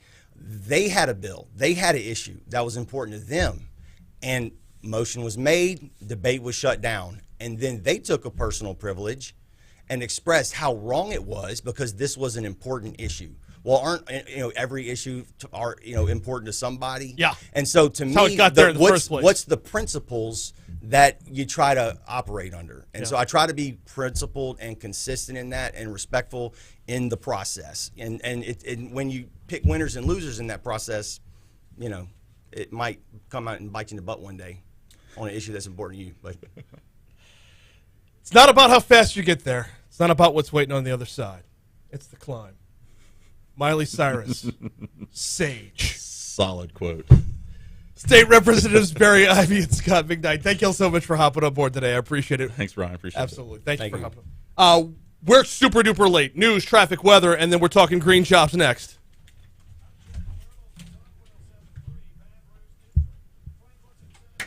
Yeah. Got a couple texts during that. You got a lot of people in your corner. It was the right call. Well, so it was the right call. two things. Like, publicly.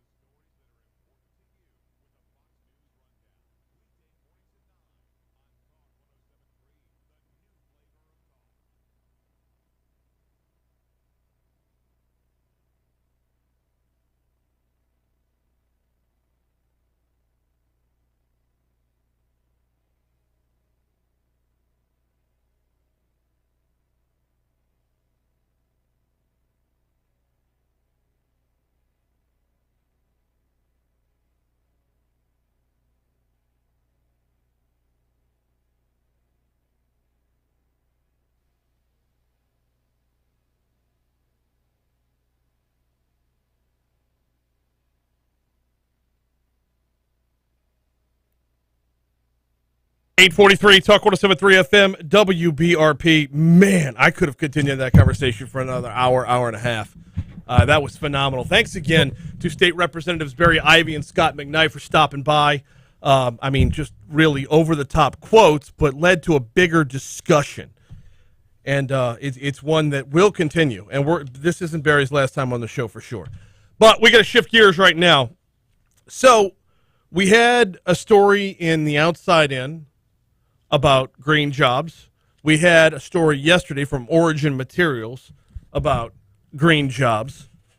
And there's roughly 11,000 plus workers now in Louisiana's green economy. $1.2 trillion federal investment in U.S. infrastructure is coming. Demand for statewide green jobs is projected to increase in the next 5 years.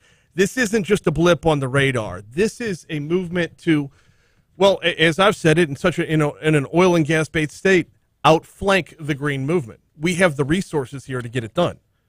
Joining us now to talk about this is Paula DiPerna. She's an environmental analyst collaborating on the project, a former vice president of international affairs for the Cousteau Society. Paula, good morning. Welcome to Talk 107.3. How are you? Good morning. How are you all doing? How's the weather down there? Oh, warm. Warm for another day and a half, then we're going to reset that cool air just in time for Mardi Gras Day. Yeah, well, I hope you make that Mardi Gras this year. I'm sure everybody misses it. Oh, yeah. The 1 year off was 1 year too many, to be sure. Let's talk about green jobs and what we're going to see in the coming future. There's we've had headline after headline of big announcements being made and big companies making big investments here. Is this a short-term trend or is this the long-term future? Well, I have to say I think it's the long-term future because we only have one planet. We'll never have another drop of water on the planet. Carbon dioxide is heating up the atmosphere, and whether or not all of that is understood by people at the gut level, industrially it's a fact, and it's a fact also of physics. So, we're retooling the economy to take full advantage of the efficiencies that would come with trying to be, quote, greener. So, and apart from that, the rest of the world and the European Union, for example, there are a lot of very specific requirements for companies, green steel, green cement. Lots of big companies are coming under requirements outside the U.S., so they have to make their products compatible that they produce here. So long story short, I mean, it's the future of jobs creation and the future of economic strength, I think. What's harder to make compatible, the products or the workforce? Well, the workforce, you can't, the good thing about green jobs is for the most part, they cannot be outsourced. You have to conduct the activity in the country, in the place where the materials are going to be deployed. So, the incompatibility is really at two levels. One, at the regulatory level, if the company is required in the EU to produce cement a certain way with a minimum of carbon dioxide, that requires new technologies, new investment, may not require special handling, but in the back office, it requires some new thinking. So if you're going to produce it that way in Europe, you got to produce it here that way too, because you're going to be trying to sell it in Europe.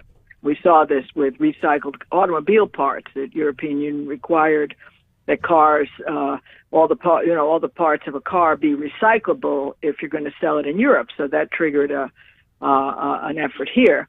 And on the workforce side, you can see in community colleges and colleges everywhere a lot of investment in so-called new green skills, where people can get an employment premium, a higher salary if they can come to the table with an understanding, at least a basic understanding of, for example, the factors that go into climate change, and then how they can adapt their skills to those factors. Water is a very good example. Water efficiency. The average plumber is really a green worker because the average plumber is going in there trying to figure out how to stop leaks. Now, stopping leaks sounds like an ordinary thing that anybody can do, but when you have to think about, well, it's not just a leak, it's a new smart meter, it's installing different kinds of pumps, it's going to the hardware store and figuring out how to buy those pumps. So top to bottom, it's a retooling. We've got Paula DiPerna with us. We're talking green jobs, and you bring up the water aspect of this, and that is Well, it's one that hits home here in Baton Rouge for sure, because we're sitting on some of the best water in the country. Our aquifer that's underneath us is, our tap water comes straight from the ground. It doesn't need any cleaning. We're good to go. But we're looking at the potential of saltwater intrusion that risk factor increases daily. What does the green movement do to protect us on that front? Well, there again, the green, as you say, groundwater is essential and is for everyone, but especially in a state like Louisiana where you're experiencing, say, sea level rise and this intrusion. And so, one, being aware of sea level rise and trying to retool infrastructure to help prevent that intrusion, that's a big switch in terms of, land use, engineering, structural structures that would need to be built to help divert that intrusion. And then at the other end, if the salt water, if there is intrusion, how do you clean it out? How do you strip it out? How do you filter it out? So these are all new demands, and they can freak people out. I mean, when you start to think about all this, it's kind of frightening.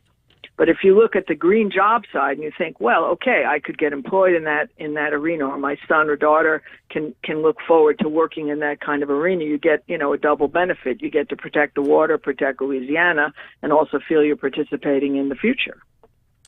We're talking with Paula DiPerna for another roughly minute and a half before we gotta roll out. And I appreciate your time this morning. What kind of potential does Louisiana have for this workforce? What kind of numbers are we looking at on the heavy end for how many people can be employed in this field? I think the recent report from Working Nation talks about nearly 500,000 workers who are sort of teed up, so to speak, already busy in fields that can offer a green premium. So you have construction workers, you have accountants. There's a whole new world of what's called carbon accounting, where you have to learn about the greenhouse gas, it's called Scope 3 emissions, the emissions that are coming off of a production line and creating products. What are the implications, the carbon accounting implications of those products? Energy efficiency, obviously renewable energy, the classics, wind power. But beneath that, there's what's called these green-enabled jobs, where people are already working in a field and they just have to add one or two additional credentials. Mm-hmm. So we're looking at, potentially 500,000 people who could make a bit more money almost in using their current skill set, but applying them in these growing areas. And people don't realize the green industry in this country is huge. I mean, it's more sales than Walmart. It's bigger than the mining industry. The revenue coming from the so-called green industry is larger than the revenue from the mining industry.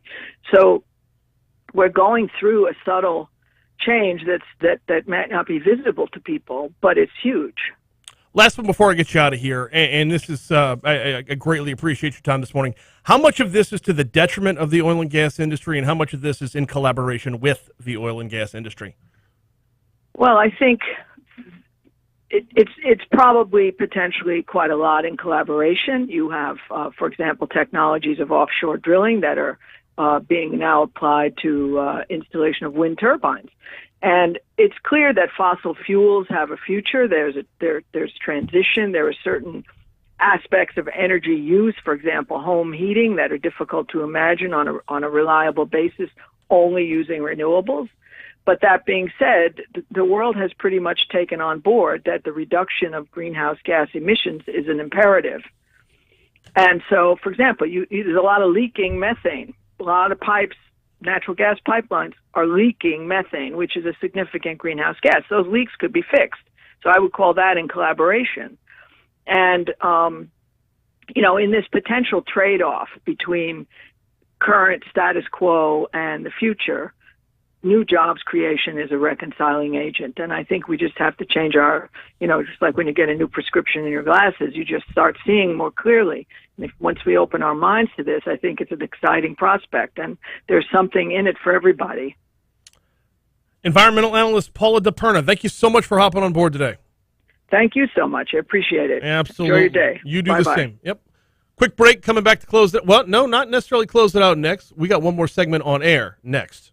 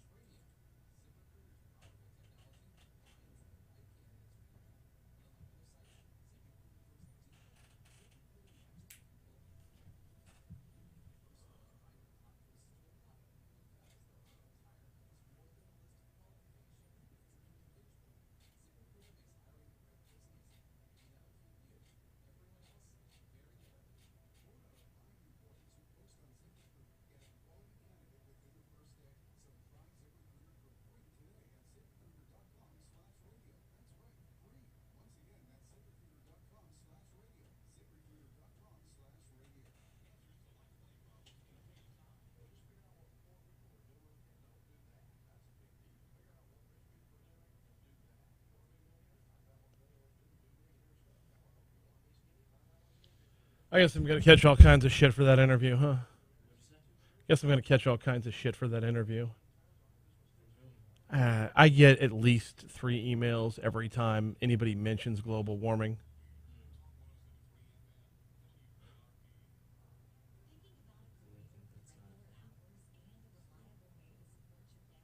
Climate change is a thing, but what's at the basis of it, what's causing it, is what comes into contention, comes into question. And are we even able to stop it? We were told in 1979 that everybody would be dead in 10 years due to acid rain. We were told in 1989 that everybody would be dead in 10 years because of global warming. We were told the same thing in 99 and again in 2009. You can only be told you're all going to die so many times before people start saying,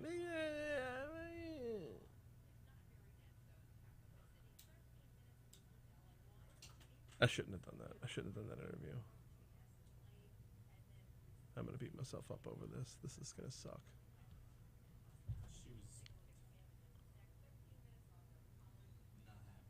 No. So I guess I should have said from the start, like, yeah, I should have made that call. If she says wrong number, just say, okay. Like, this was one that was booked through. I didn't want to. It's all right. It's all right. It's on me.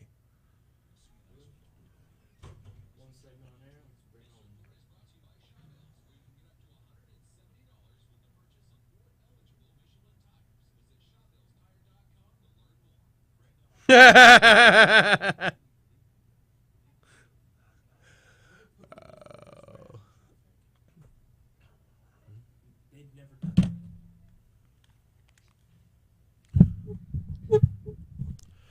8:57, Talk 107.3 FM, WBRP. It's so good. Oh, hey, I got to go back. I got to skip past Paula and go back to Barry Ivey and Scott McKnight. How fantastic was that? Like, we could have just blown past every break and finished the whole show just having that discussion. Do need to check your weather. We skipped right past the forecast. 25% chance of rain today, 65% chance of rain tomorrow. Today's high 80, tomorrow's high 81. But tomorrow's rain is what's going to cool things off again. You got a high of 55 on Friday, high of 68 on Saturday, 62 on Sunday, 66 on Monday, and then your high on Mardi Gras Day is going to be 71 degrees. Right now we're at 72 in downtown Baton Rouge. So going back to the discussion with Barry Ivey and Scott McKnight. And by the way, if you're not watching us on YouTube, you might want to get over to YouTube now and go ahead and subscribe. 4 minutes after the show is over with, 9:04 a.m., DJ Jazzy Jeff is hopping on board. Oh! I'm thinking back to the days when I first got a CD, a compact disc. Home Base was one of the first 3 ones I got. I got Home Base. I got, what was the second Hammer one? Oh, now I'm not going to remember that one. Not Please Hammer, Don't Hurt 'Em. Not the one with You Can't Touch This.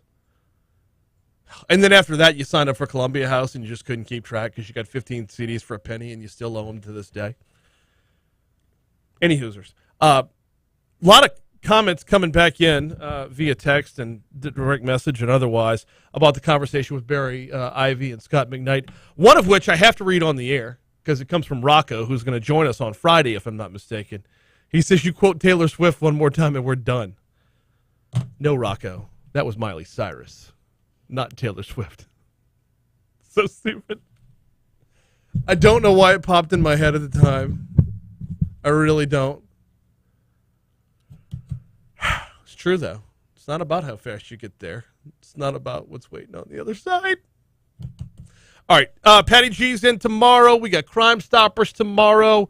And a whole lot more coming your way. Right now, though, we got to get out of here. We got to make room for the Fox News Rundown. I believe Kilmeade is out today, so he will have a guest host.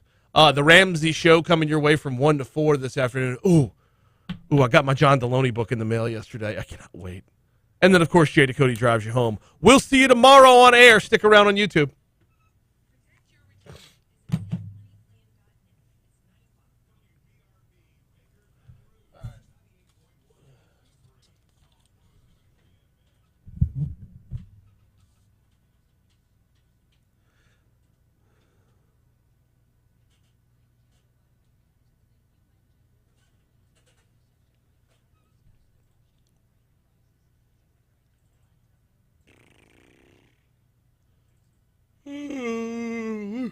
Scusi.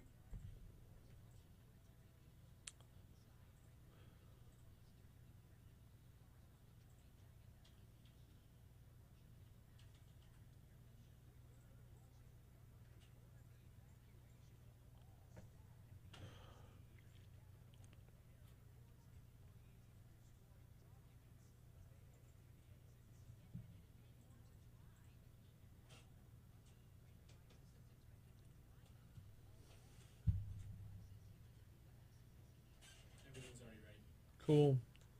Yeah, because this is going to be tight on time, so. We're all set.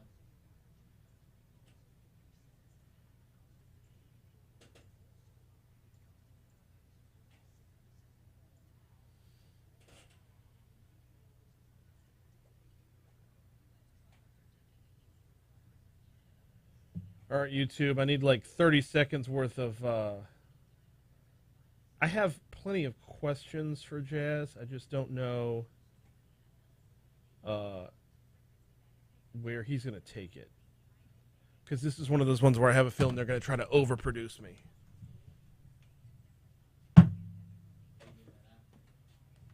Only ask about the show. Only ask about the podcast.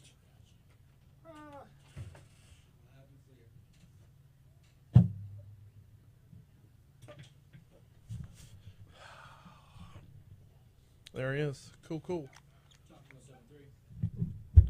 All right. All right. No, this is producer.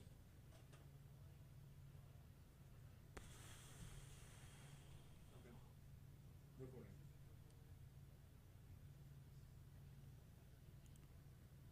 Seven. Okay, sounds good. All right, thank you.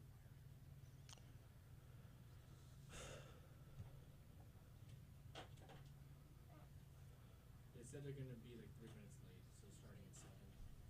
Okay, do I still get 7 minutes? All right. All good.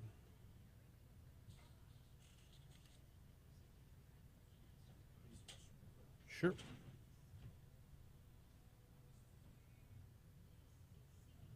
Well, I'm going to go ahead and punch him up then, is what we're going to do. Is it on?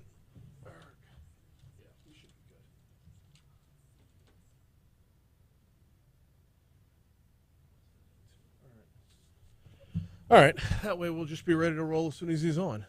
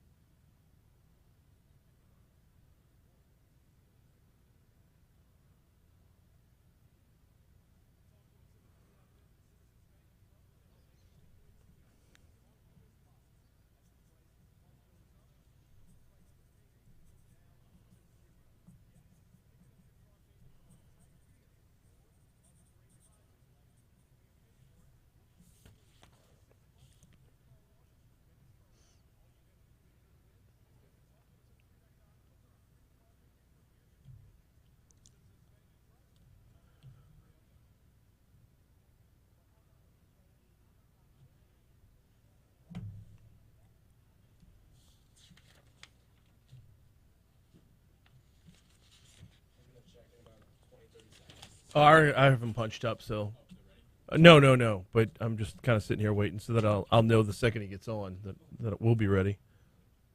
Everything's ready. I'll hit record once I hear you. Yep.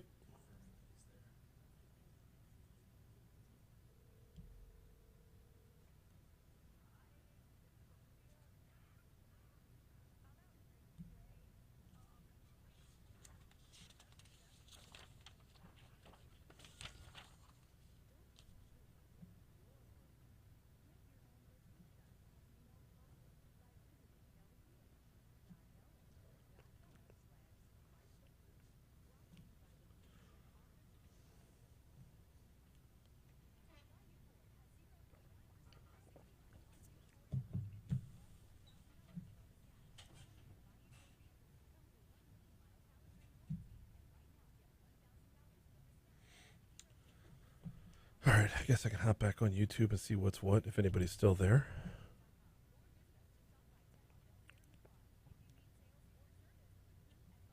guess I should share the link, right? That would help.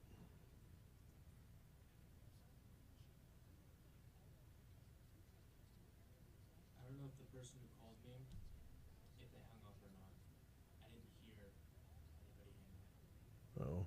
The line was still there whenever I put them on hold. Oh, snap. Do they need to call back? Yeah, maybe, because it has been too long. Should I drop it? Yep, drop it.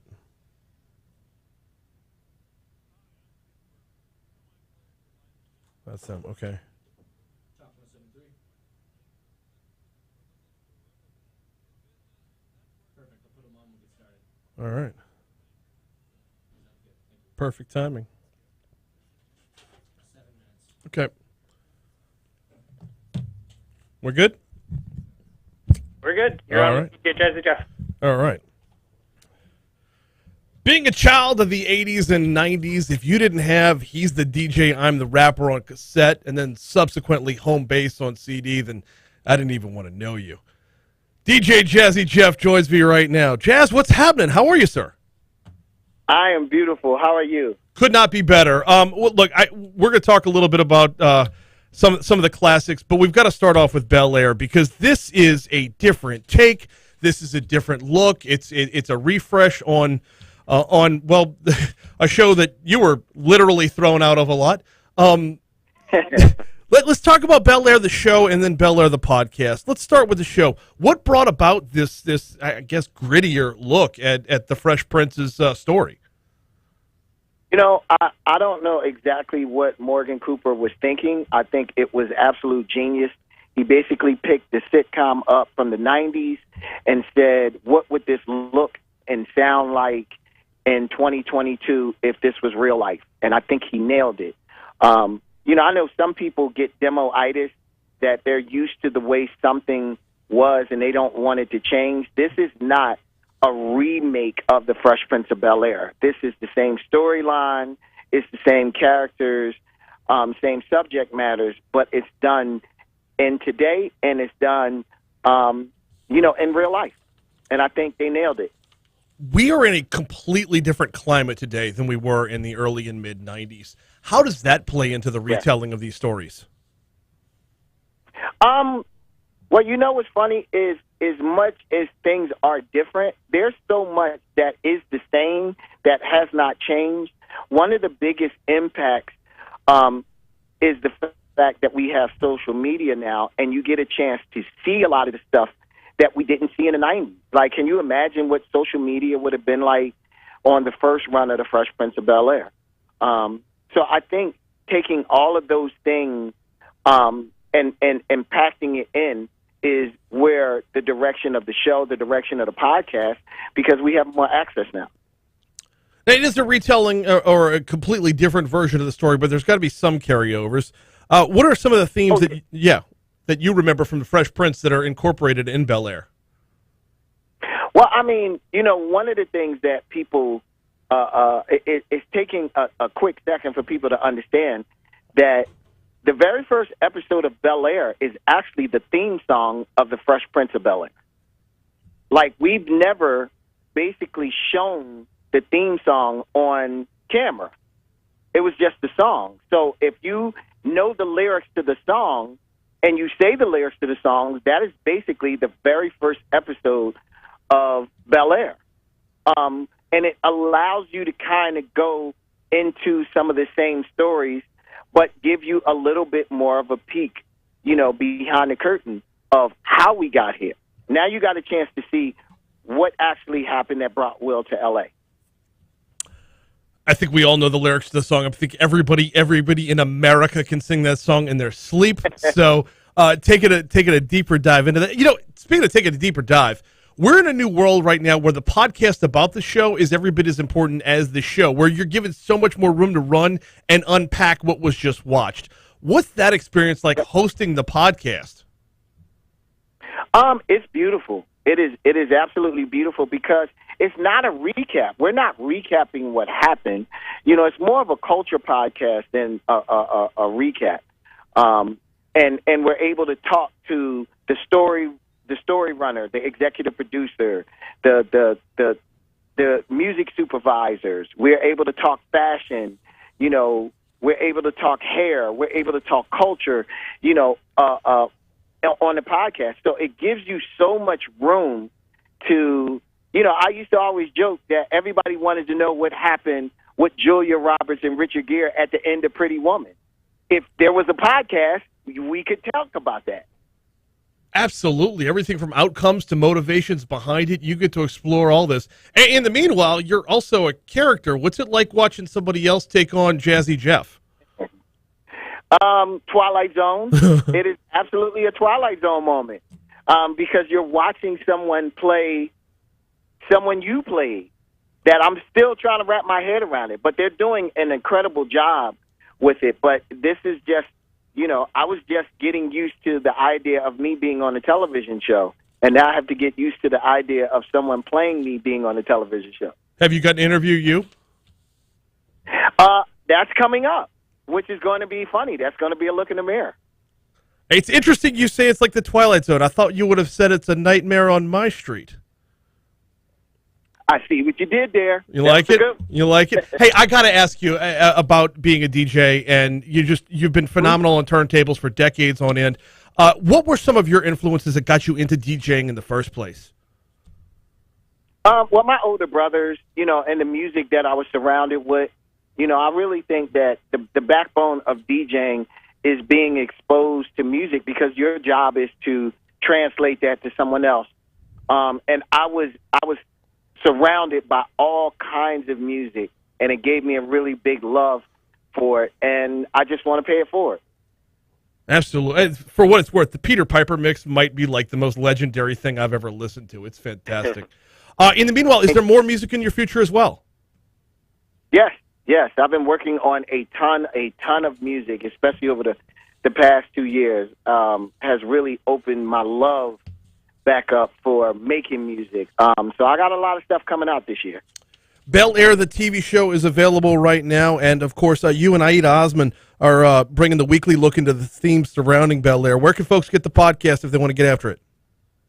Listen, you can get you can see the show on Peacock every Thursday. You can get the podcast every Friday after the new episode drops, and you can get it on iHeart, Apple, or wherever you listen to your podcast. Interesting. The last one before I get you out of here, and I know you got to go. Last one though is it better to hear the podcast first, then watch the episode, or vice versa? You should watch the episode first. Okay. I didn't know if like precursors and themes would fall into that. Because we don't want to give spoiler alert if you listen to the podcast. Watch the episode first. Fair enough. He is DJ Jazzy Jeff. Hey, I got to ask, as I said the last one was the last one, how long did it take your back to recover from Uncle Phil just chucking you out the house that many times? Listen, I am still rubbing Bengay on my back, so. I really appreciate a couple minutes this morning. DJ Jazzy Jeff, thank you so much. Bel Air the show, Bel Air the podcast, it's all available now. Thank you. Thank you. That was fun.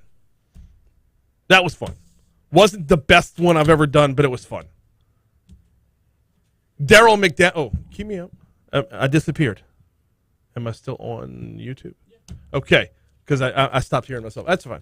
Daryl McDaniel from Run DMC. Probably the best one I've done, talking to a former rapper. But this nostalgia of the 80s and 90s. And interestingly enough, like just running into people wherever, that's going to be more talked about after it plays back either tomorrow or Friday. That's going to be more talked about than Barry Ivey and Scott McKnight. And they were awesome. Any Hoosers. Big show tomorrow. I don't have the rundown with me. It's downstairs. No, it's upstairs. My office moves upstairs. But we'll dive into it. Like I said, we know Patty G is on. We know Don Capola is on for Crime Stoppers. Actually, Tanja Miles is on tomorrow. We're talking about a new program that will hopefully make a dent in the opioid crisis. That and a whole lot more coming your way. We'll see you then. Later.